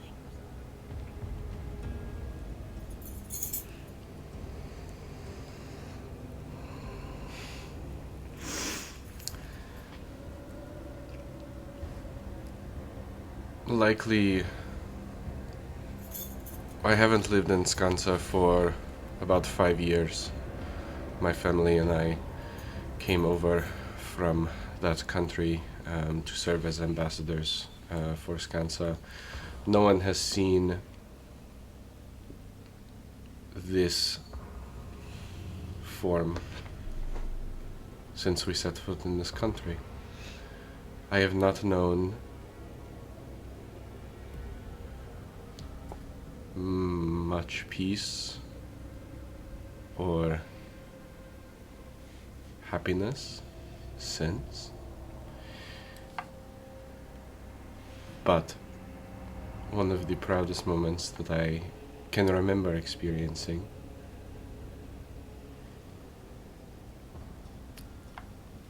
I spent most of my childhood training with a Githyanki who is not around anymore. And once at the gala, my mother caught us. She knew that we were tired of the politics of Skansa, even in a country that we liked. And she scolded us and told us that we should be back amongst the people, the nobles that we belonged with, before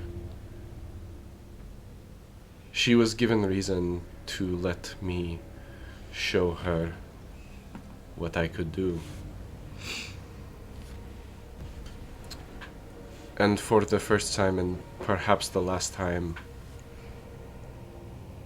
I saw her proud of who I was and what I wanted.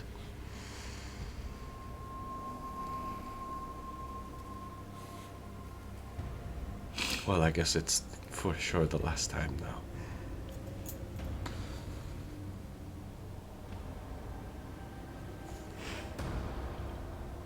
Done. And I'll stand up and go towards the veil.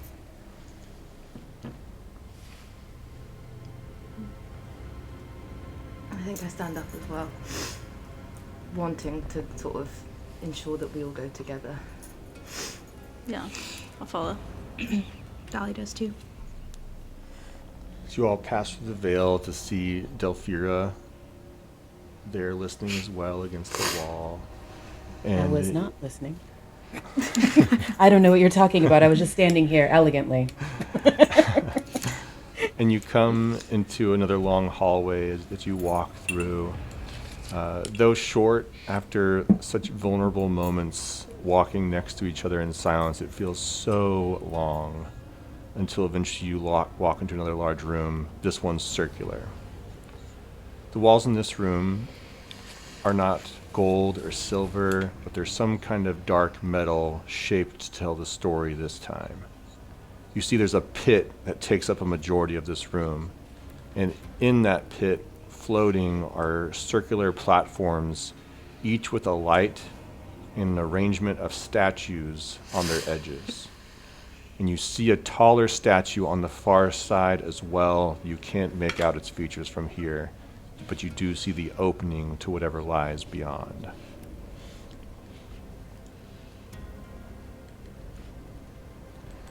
Let me know if y'all want to do release first and then assess the puzzle, or let me know what y'all want to do.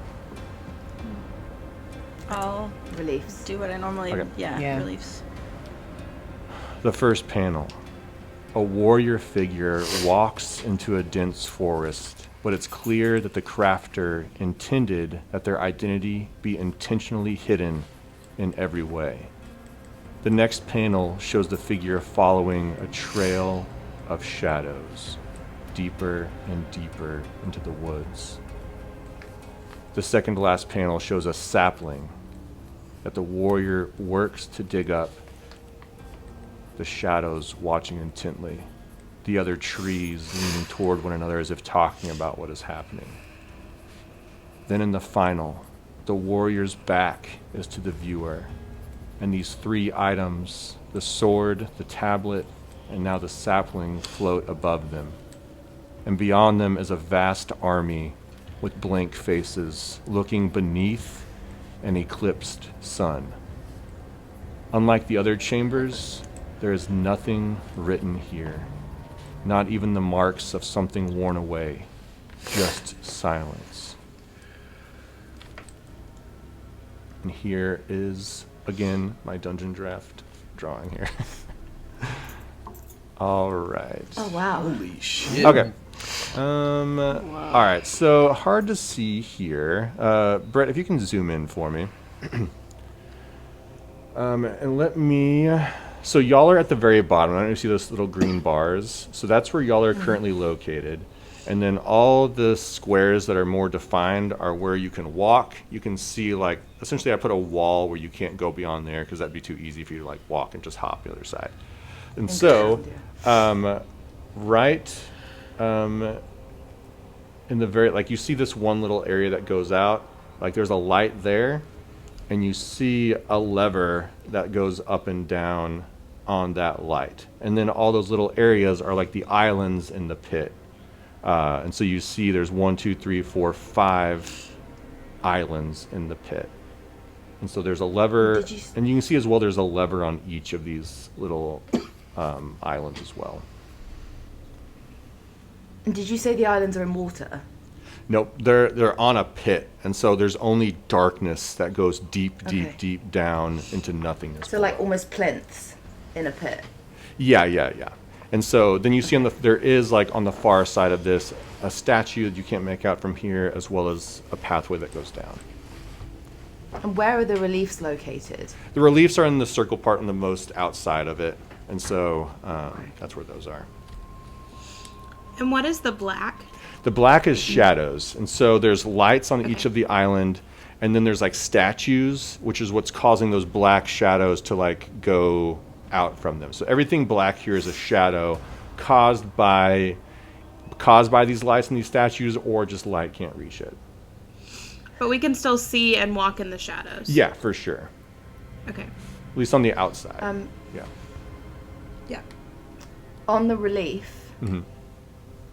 You said that everything had been obscured about the identity of this person. Even down to, like, race, gender, everything. Okay. Because I think Fenora thinks she knows who it is. But there would be no way for me to confirm that if you're saying that. Not from this, no. Not from the reliefs, at least. I can't decide if she wants to talk to everyone about it. There's a lever. Yeah. I flip it. As you pull the lever on this light, it's like the most southern light that goes out in this little island or like this little area that cuts out into darkness. All of the platforms rotate 90 degrees in a clockwise formation.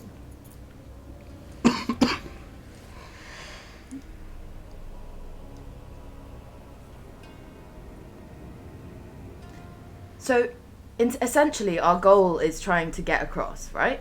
Yeah. And we have to figure out the orientation of the platform, or the orientation of the levers or the statues in order to make there a way for us to get across. Yeah, maybe so.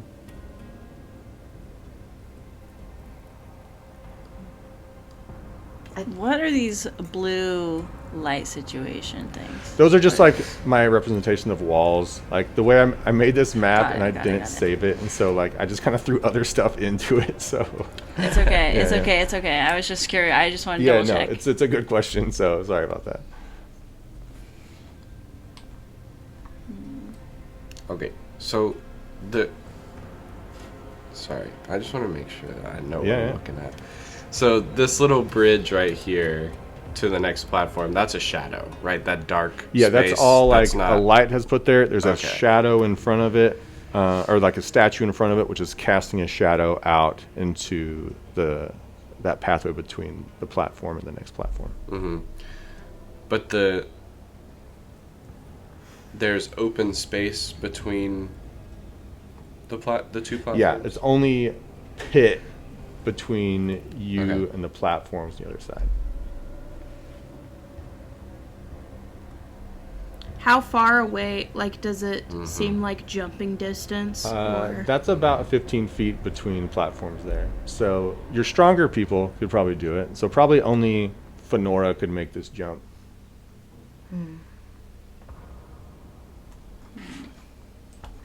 This will be fun for Ryan to edit because there's a lot of silence, which is fine. I'm sorry, I'm You don't. thinking- You don't. I'm not criticizing y'all at all. I think it's a fun thing to do, but it'll be.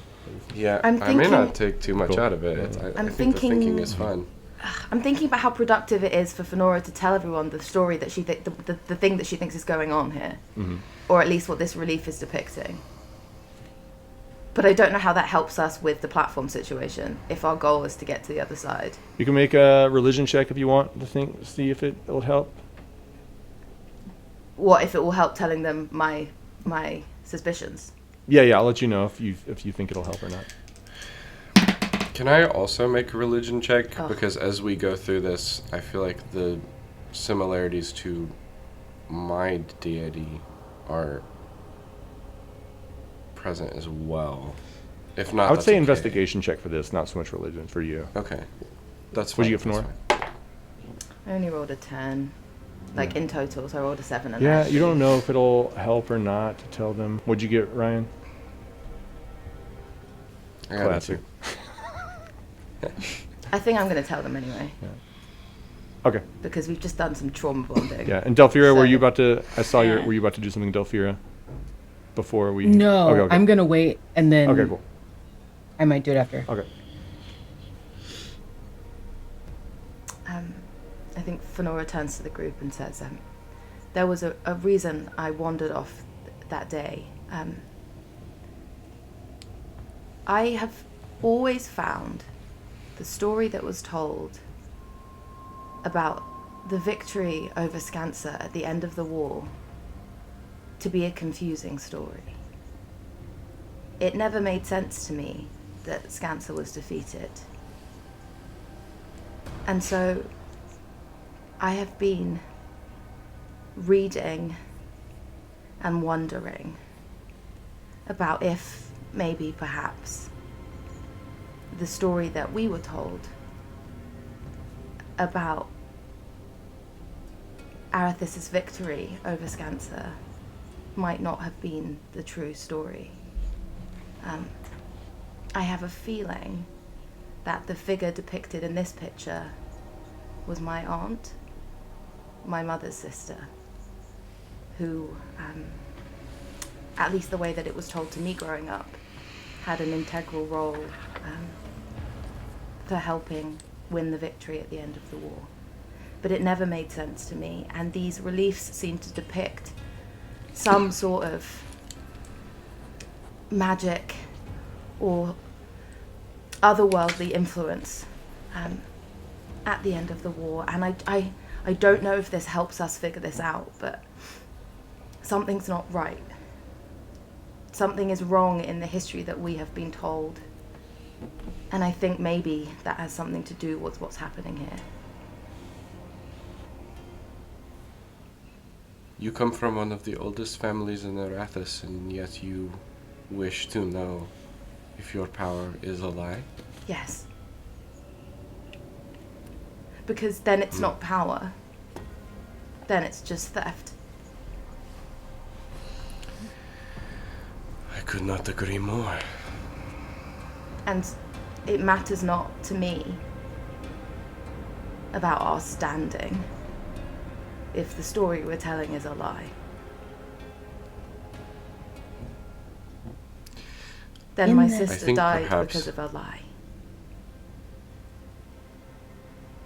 In that story you know about your aunt, was there ever mention of a prophecy? Can I do a history check?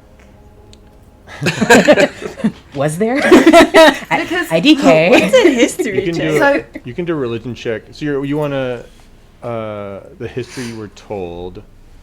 Yeah. No check is needed. This is a very common. It's told every year. The Festival of Dawn. Yeah. Nothing about. I don't know if I established if that was a prophecy. Yeah.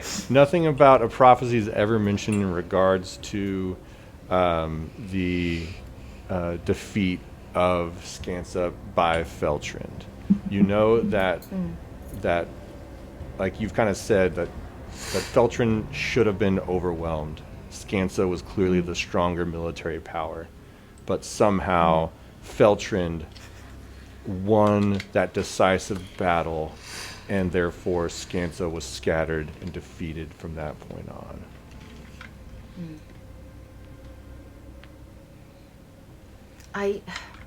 Growing up, I didn't hear mention of a prophecy. But again, I don't think we were told the full story. I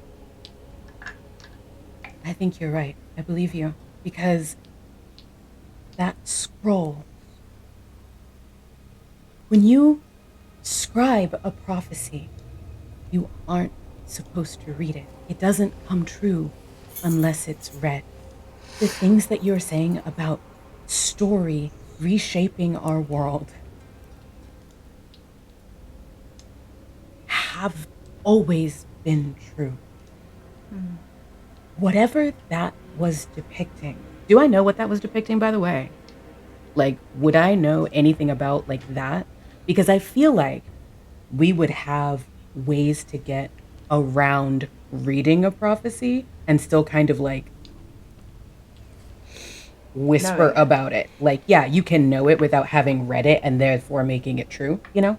You can make a history check. Oh. I would rather not. Let's see. Okay, wait. Where's my character sheet? Oh! Dolly's gonna look over at Seor and be like, "Do you know what they're talking about?" I have no fucking idea. Okay. I only got a 13. 13, I'd say with a 13, as an astromancer, like the only thing I'll give you is that you remember the celestial event of a solar eclipse that happened during the defeat of Scansa by Feltrand. But that's all you know. Was it supposed to, like, were we expecting the celestial event based on the information that we had about the skies at the time? Yeah. Okay.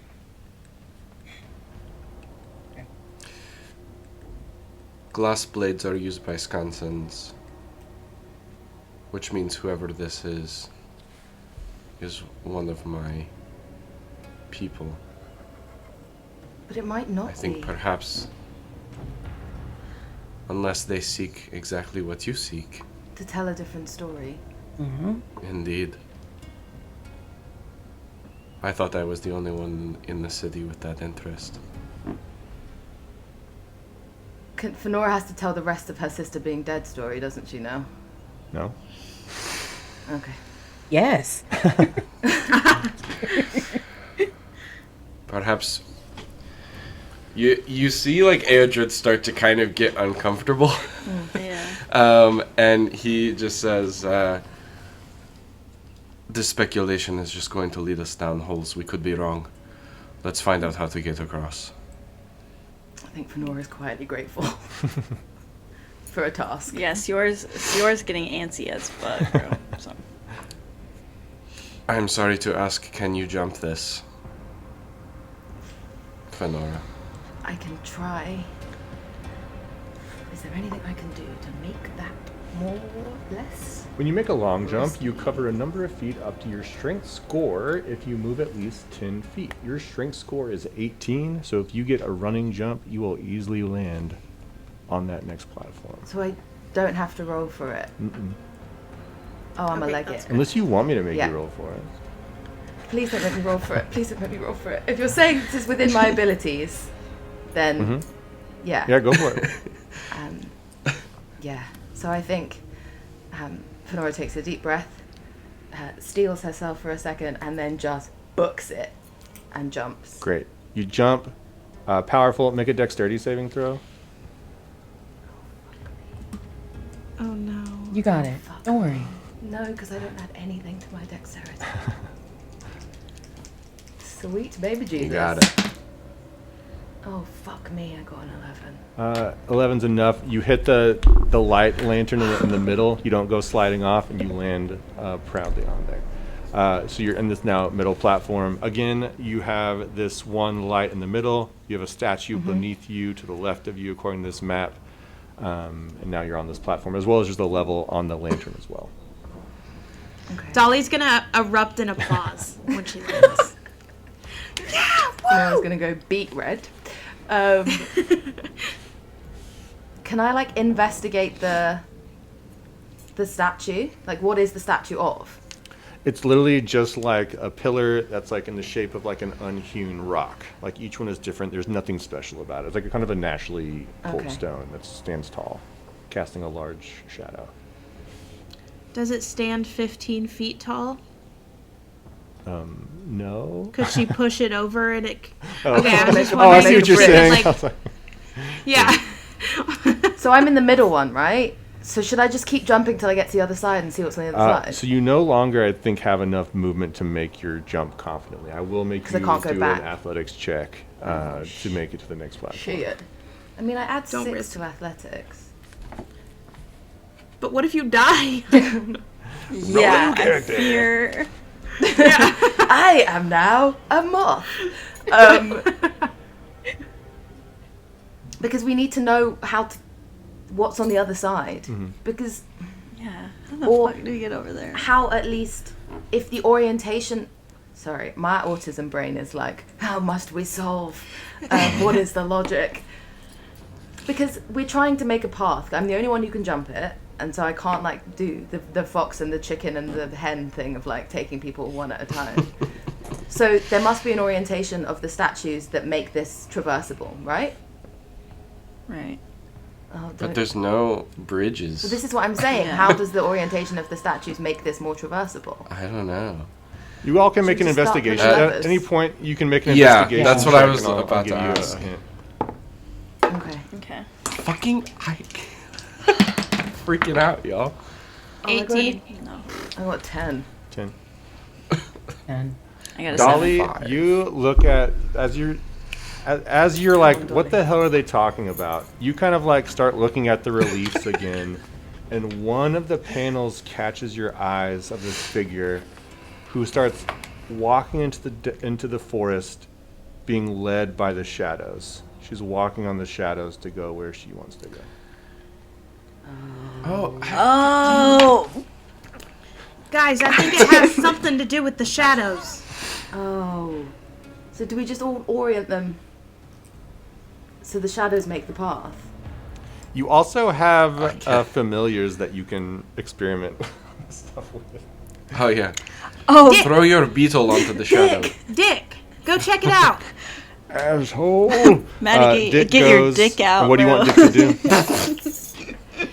do? I want him to just fly around and see what's going Oh, on. he flies around. He sees everything y'all have seen so far.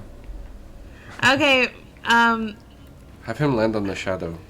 try to land Wait, on the can I- shadow. He Can I quickly see what's the plops down in the shadow, and he kind of plops and hits a heavy, solid surface between where the shadows go between platforms.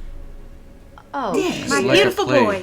It's like the play Indiana Jones and the Last Crusade. Oh, the What the fuck is that? Have you seen this play? I've seen it performed at elite events.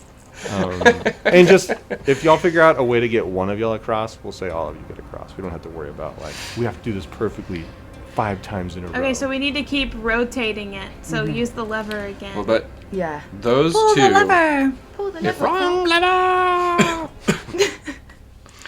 So there's like a little bit of shadow. Is there a shadow from the first one to the second one right now? Is it just the way the map is that we can't see the whole thing, or is it? like going towards the is 9 there o'clock? not a you gotta second give me shadow? some grace for me just trying to put this together in Dungeon Draft. No, that's why I'm So, asking. I just want to make sure I'm seeing it correctly. So what you're seeing right now, like really the only path you see with this logic is between the start where you're standing, where you first pull the lever, and the Okay. next one. Yeah. So then we're probably going to have to Okay. not go in a straight So line. we We're need- probably going to have to go that way if they rotate on a 90-degree Yeah, angle, 90 right? degrees, yeah. So then So we need we- to rotate that one round twice to go from Yeah. so there's a path that way. yes, yes. So I mean, But I'm someone assuming has to if we get to know that what, one. if we know that, then we could just all follow Fenora Did onto somebody? the first one. Y'all right said now. y'all kind of joked about. Did somebody pull the lever whenever y'all said pull the lever? No. I don't think so. I'm going to pull the lever. I'll Okay, pull you- it. I'll Oh. pull All right, the lever. you pull the lever. All of them move except for the one that you're standing on. Okay. Oh, is that a feature? That they don't move if you're standing on them? Okay. So that means I'm on Okay, So you need to come back. fine. because it No. doesn't work with the one I'm standing on. I think we need to No, pull no, it one no, more no. time, no? Pull it one more time. All right, you pull it one more time. Sorry, I was switching. This is so sick. Okay. Oh. Yes. Now you can go to that one and pull it And pull it on that one. until that cross. Yeah, until. Yeah. you- Okay. until So you I can move cross along the shadow to the Okay. next one. And then pull the. Wait. Because then I need to be on that one to be able to pull the lever to make the shadows match up, right? On the one above it at 12 o'clock. No. Because the lever corresponds to the shadows on the one you're on. So do I have to Just jump if you're again? on one, all the platforms rotate except for the one you're on. Oh, So all okay. of, it controls all of them. Oh, I see. Sorry, guys. I feel a bit thick. All good. Okay, so pull it again, All right. and then it should. You need to pull it 3 times. Yeah. Okay. 1, 2, 3. Yeah. Well, it's not pulling it 3 times. That's one pull, and it makes all of them rotate. But I can only move one at a time. So. Oh, Okay. Okay, so I move to the next one, All right. Thank you, Brett. and then same deal. All right, pull again.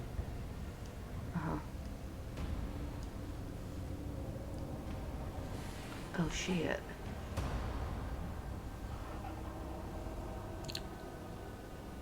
No. Guys, am I being really stupid? No. You're. Okay, so. No. I did No. play. There's I did another play one. test See, this look. with Brett, by the way. So Rotate it again. Yeah. all right, you rotate it again.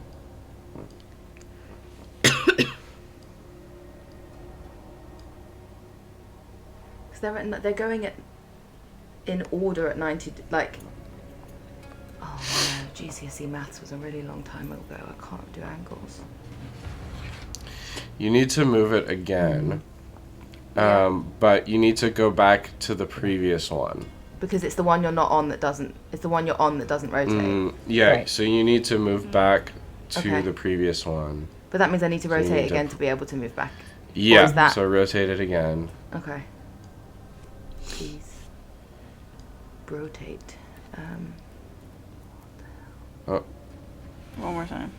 Yeah. Yeah. So that I have a way back. Yeah. And then Yeah. onto that one, and then rotate it from that one.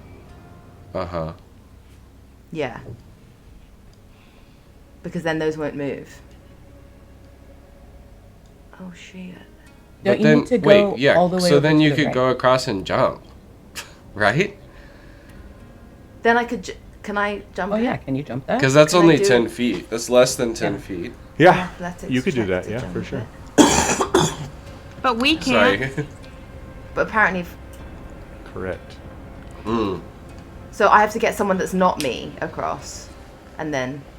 'cause I Are the ones that has all the little ones? Is that also like A platform. solid ground too? For which one? have the one that has the circle and then all the. Flower one. The- Yeah, so yeah. the one the on one on the- the far the right. one that- That's one. It's rotating, but it like stays in the same orientation every time. So it's essentially something that you could just like step over to do. And so like you can see Yeah, how I it's was gonna oriented say- here. That there is another like shadow bridge in the very top right, or the side you're getting to, that goes out into that area. So So is Yeah, it then so I'm easier saying to you make could the get on the path be first that one. way? essentially you're I was gonna say you can get on the first one and then jump over to that one, and then Oh, you yeah, kind because of they're have basically attached. yeah. So you basically have a straight shot to the back. No, am I wrong? No, I think you're Yeah, right. no, I think you're But then I right. don't know how we make Yeah. the path enable No, us. so just do it one more time. Just rotate on So the there's platform that one you're going- on. Yeah. Mm-hmm. Okay. Yeah. And then there's one going. Yeah. Yeah. Yeah. I Exactly. feel like I need a laser pointer. Yeah. Yeah, so that we can Yeah. go from. Oh, I wish I could show you what I'm pointing at. So, I mean, in theory, that should get us across. Yeah. Yeah. And I just have Right? to jump it. Because then they're going to be going 12 o'clock, 9, 1. y'all haven't gotten this to a spot where all of y'all could end up here in this orientation. There's nothing y'all have done so far that can result in y'all getting like so. Fenora would need to be over here to What? prove that y'all could also do that. Wait, but why can't we just go Where the flower on the looking path one that's is. on there right now? Because there's. Oh, this the- is sorry. This is not a path. like, here. there's this is these- because of my bad map. This is not like a path you could go. Yeah. Okay, Oh. so Sorry we about can't that. we can't just go 12. Okay. We can't. Dang. Oh shit. Damn it, we can't cheese it. Fuck. Guys, I think I'm a bit hell? stuck right now. So for those at home, each of these platforms casting two shadows. One, each 90 degrees with one another. Whenever they stand on the platform, it stops rotating. Someone who's going to be watching That made me this, feel dumb. Why? who's like good at You've got a bunch of humanities people to It was do like when I you're know. in an protractors. escape room and you ask for a hint I'm- and they're like, "Look at the wall." No, that's not what I was Yeah. about. You're an Y'all idiot. can make another investigation check. I'll be happy to help y'all out again, for real. I didn't mean to make you feel dumb at all. Okay, wait. Can I? I got Okay, a natural 20. so- Tell me how to Nice. do it. Yeah. Wait. I'll let, I got a 14. Addison's going to ask a question first. I want to figure this You shit wanna out, solve bro. it? You can plug your ears, okay, Addison. so if we get can go back Fenora- later and solve it together. No, well, so, okay. Let Yeah, me yeah, just yeah. do this really quick. So if Fenora gets over to the one that your cursor's on Right right here. now, that no, the other one, the one in the other one. Which one can she not? Yeah, that one. Can we get to that one? No, you can't get to that one. Or can Fenora get to that one? Fenora might be able to if she's able to get a running jump enough from somewhere, but right now y'all haven't shown there would be a running jump section. Okay, so narratively, I want Dolly to be the one that Oh yeah, figures for this sure. out and So, shares it to so everyone. Dolly, Okay. you Okay. Yeah. as you're processing this and like your brain is just working like a brilliant mathematician, you eventually think about how if you can rotate everything to get to this spot right here, we'll rotate everything around to match that spot. And that if then Fenora crosses there, that she could walk down to the one south of her. She can walk down to here, pull the levers some more, get it to where it's in this spot right here, and then walk across to the shadow, going across this light here. I would have never gotten that. That's what I was trying to figure out. how Wait a we second. did, Let but Dolly. okay. Dolly's got to narrate. She's got to role play this. Guys, it's like this. And she just rotates it exactly how she needs to and just like dictates where Fenora goes and is like, okay, we got it? We got it. Zura's just gonna like roll her eyes and what I'm doing now, just like, God damn it. It's even worse when like just this little kid is like just putting everything together. Yeah, it's like, fuck, this child. So y'all make it to the other platform and you stand in front of this statue, and you, for all of you except for Fenora, this statue looks a lot like Fenora. Fenora, you see this statue and you think, this looks a lot like my mom, but not quite like my mom. But there's no name on it at all. And more oddly, in this area filled with light casting shadows, this statue has no shadow coming off of it.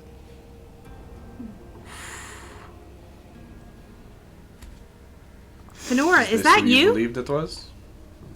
No. I think it's my aunt. She looks like my mom. And in that moment, Fenora, it hits you. You know you have an aunt, but you've never heard anything about her. You have no memory of her other than the fact that she existed. Your mom's never talked about her. Your grandmother's never talked about her. Your your dad wasn't related to her, but he's never talked about her. That all that remains is the fact that she existed, but there's nothing connected about her name or who she was or what she did. Whoa.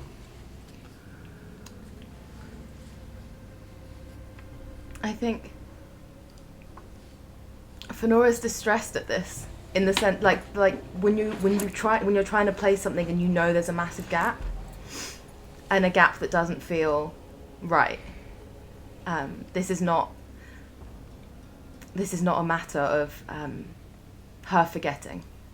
This feels like an intentional gap.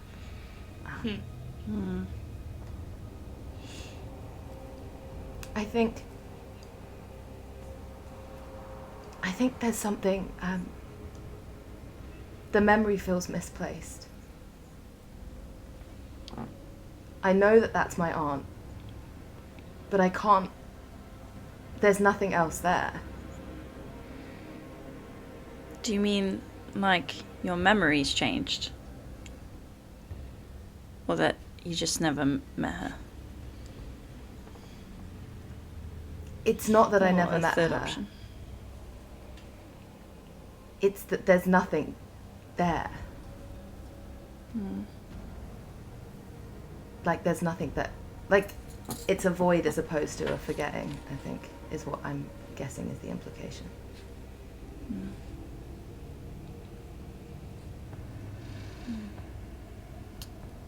Hadrid will walk forward and just kind of put a hand on Fenora's shoulder and will say, "Our minds have been meddled with enough, I think. Let's go find out why all of this is happening. Yes? Yes. We can break afterwards." And I think she, like, grabs him back.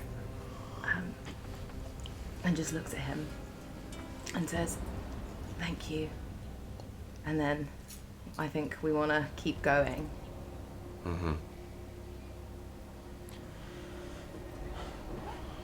Anything from the rest of you?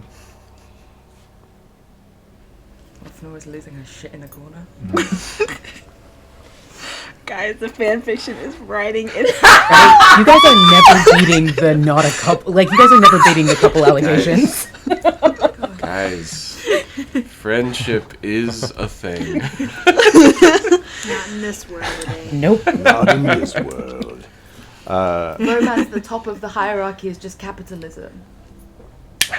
So y'all walk onto stepping out onto a platform in a cool, dark, empty room, and you see two beams of light shooting at an angle down in this room, and you see a stone platform sets back into place following the beams of light like a track, and you notice like as it lands, a dais that's been inscribed with glyphs stops glowing as it finishes setting into place.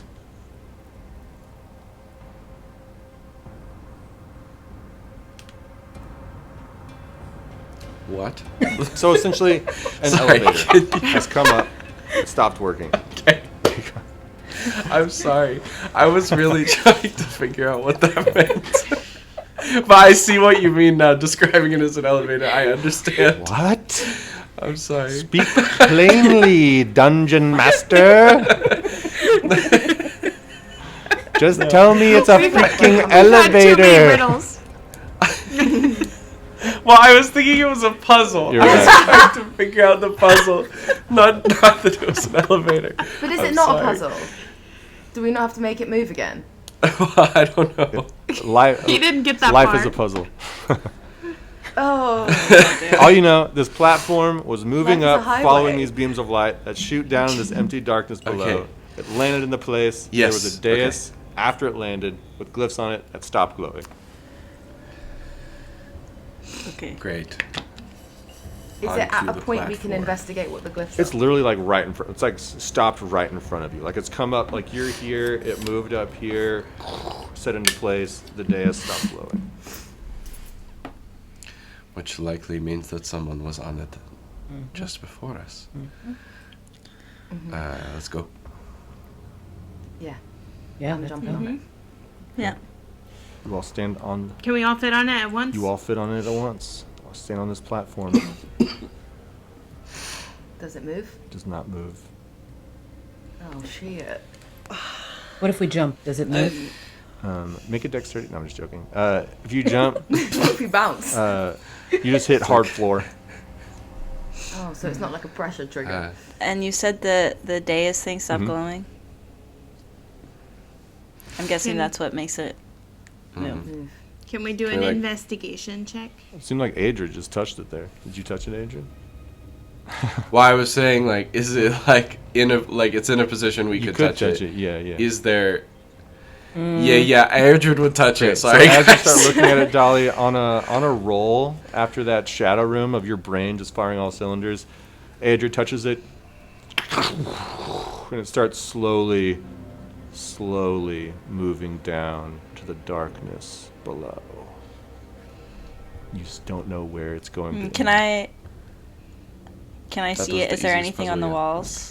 Or like on the... All you see Or is it is just- the light coming down with you. There's nothing on the walls at this point. Just the path down below. Is it? But make a perception check for me. Adrid's- It's your. Perception check. Nah, it's a 12. Is it that it was Aedrid specifically touching it that made it move? Can I investigate it? Yeah, you can make an investigation check. Like Wait. switch hands or something. I'm picking a different dice. Mwah. This one can rest. That was really bad. That was in that one. Sorry. That's a 4. Adrid is Sorry, we're special. just gonna There's s- something about him that activated this platform. He has some kind of arcane power This that is he well hasn't known. shown yet to any of you. A surprise to no one. I think Fenora's like, probably. The first night we met, he was like, hey, look what color my skin can go. So you start moving down. And just to kind of spoil what's happening here is essentially you're going to get a short rest during this time. Like you're having an hour of this thing moving slowly down. Fuck. So Great. go ahead and take a short rest. Wait, We what can does press that the mean? short rest button. Roll your hit dice. A lot of you Wait. get features back. And then Mattie Mae, this isn't typical for your character class, but I'm doing like a rule of fun here. Is that I'm going to let you essentially get a wizard's arcane recovery this time. And so you essentially have 2 spell slots you can give yourself back. So you can give yourself back 2 first level spell slots or 1 second level spell slot. And then Wait, how do you do a short rest on there D&D should be a short now? rest button you can It's click. next to the long rest.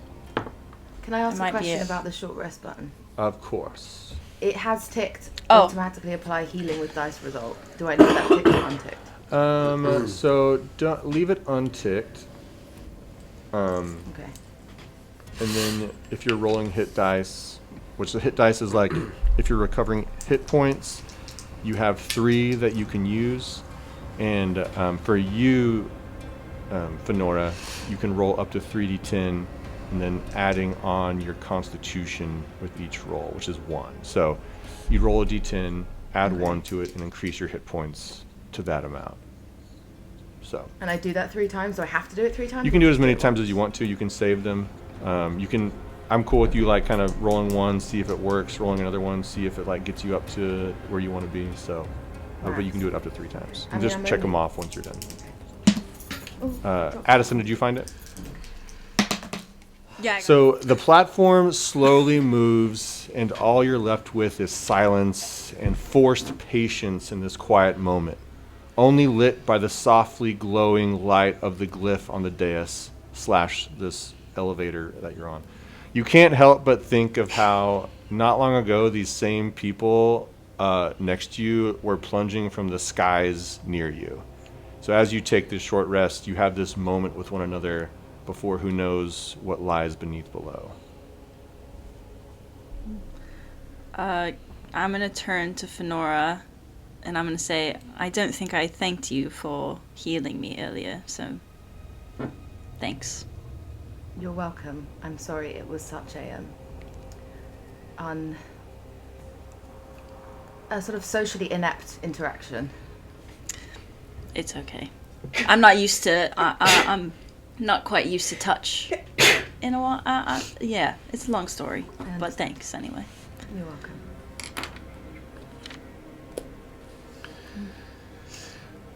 Aedred will go up to Dolly.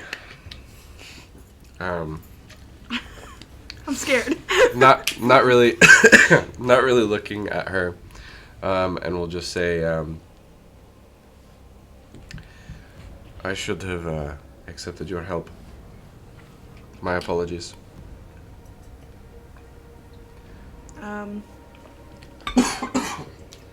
You're not looking at her. Nope. Dolly just says, I hope we can be friends. I'm sorry about what happened to your mom. Appreciated. We'll see about the friends thing. I'm patient. I can tell. And yeah, just goes back to waiting. I think Fenora turns to Delphira and says, you mentioned prophecy. How do you think this could be connected to what you know about prophecy?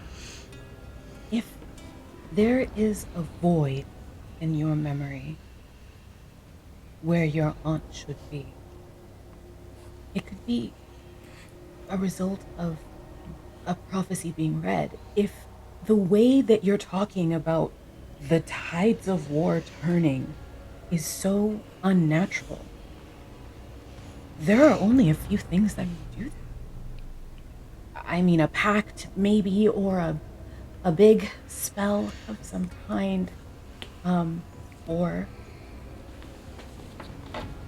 a story. We have shelves full of prophecies unread, because we don't want to change things if we don't have to. But if somebody felt they had to, maybe somebody from Feltrand or someone with an agenda. It's not impossible, is all I'm saying. Thank you. It never felt like a story that made much sense to me. I apologize, but you are saying that you peddle in these prophecies? We don't peddle in them. The observatory's not open for the public, and it's certainly not opening the restricted wing. But you're telling me you come from a place where these prophecies just Language, sit idle in droves? ideally. Items that have power. We're To keeping them erase safe people's so that minds. doesn't happen. Well, I Who gave didn't you that decide power? it. You can take that up with the observatory if you're ever allowed to go there. It seems perhaps we will have to. We? We'll see. And then Delphira will turn back to Fenora and say, you, on the other hand, would be welcome as my guest.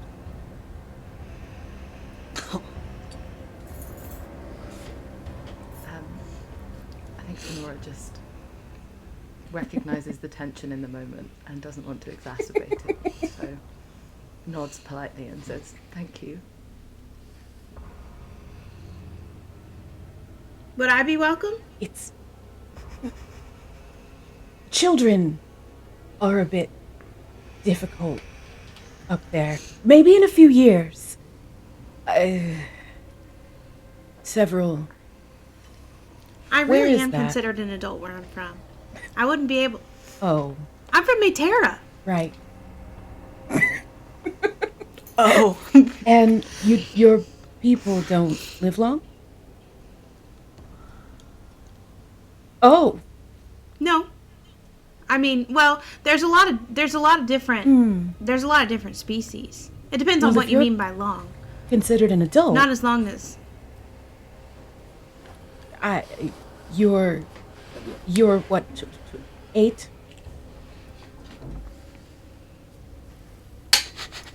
Oh, I'm 16. wow. What an amazing elven observation of like, I don't know. Don't mortal know. beings.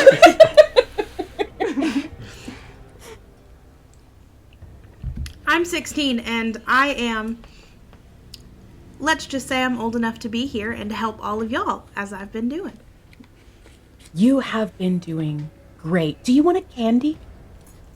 And I'm gonna pull out you know those strawberry candies? Yeah. Yes. And Yeah. I'm just gonna give one. Mattie Mae is fighting with Dolly right now.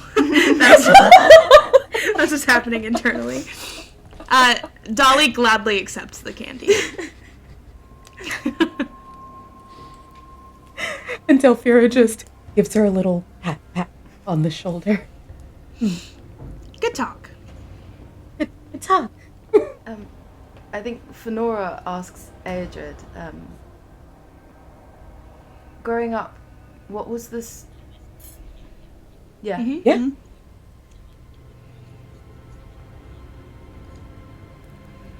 Oh, yeah. Oh. Cool.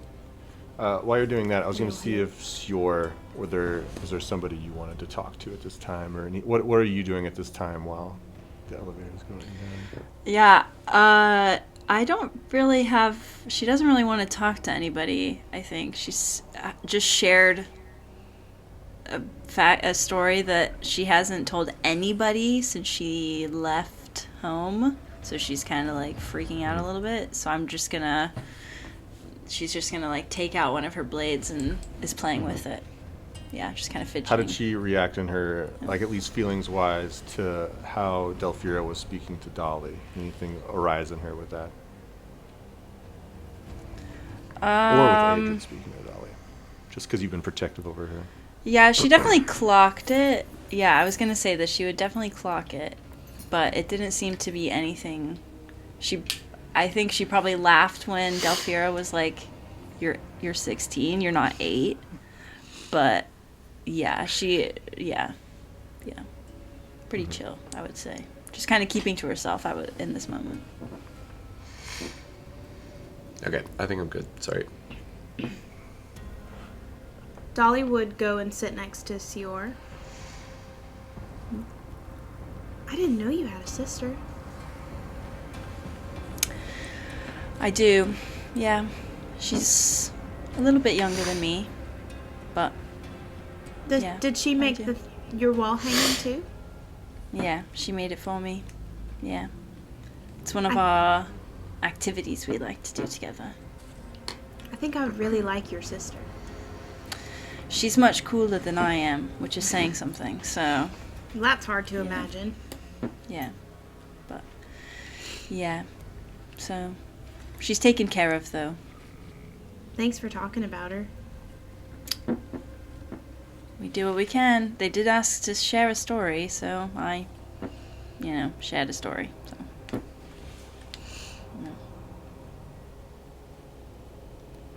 And Dolly just sort of like in silence sits with her.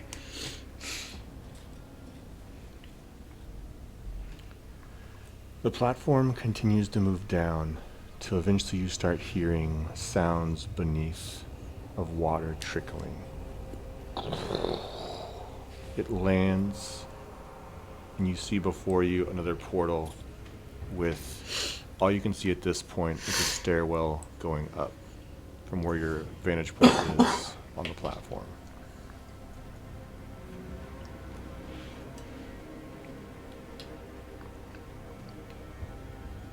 We're going up the stairs. The moment y'all step off the platform, Yep. starts going up again. You start walking towards the stairs until you step into a tranquil garden. The sound of water trickling is balanced with the light of a setting sun and the glow of a rising moon in this area. A stone pathway goes from where you are, with these water pools on the side that trickle off from the top down below, up a set of stairs, and ends with a beautiful tree that stands 30 feet tall, and its branches stretching out wide. Its leaves glow with a warm light, but despite their glow, you notice a deep shadow obscures its trunk. It takes you a while to realize, after caught off by the beauty of this tree, that between you and that tree are two figures. Closest to you, you see a small crustacean-like creature with two gnarled pincers about 20 feet from you, with pincers for hands and clawed, jagged feet for its hunched body. A yellowish carapace looks at you unblinking, twitching, and you feel, even from this distance, it trying to pull fear from you. And beyond that, you see a figure that's walking intentionally back and forth, bending down to set something in the floor before she stands up and looks back at all of you. So you've come to offer yourselves for the Dream Lord's return. And a human looking to be about 35, with subtle elven features, looks down on you. Her hair is cut short, and she carries a shield and a sword to go with her warrior leather armor. I see you with the glass blade. You should be rejoicing most of all to bring back Skansa's leader, who is destined to bring the world to its knees. Would you and all of you like to learn its name? Or perhaps the rest of you, maybe you just want to be its meal or its thralls or some of its first kills on its return.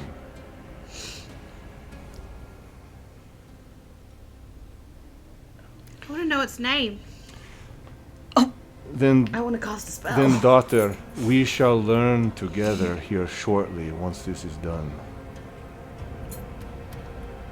No, we shan't. The only thing we're here for is your blood.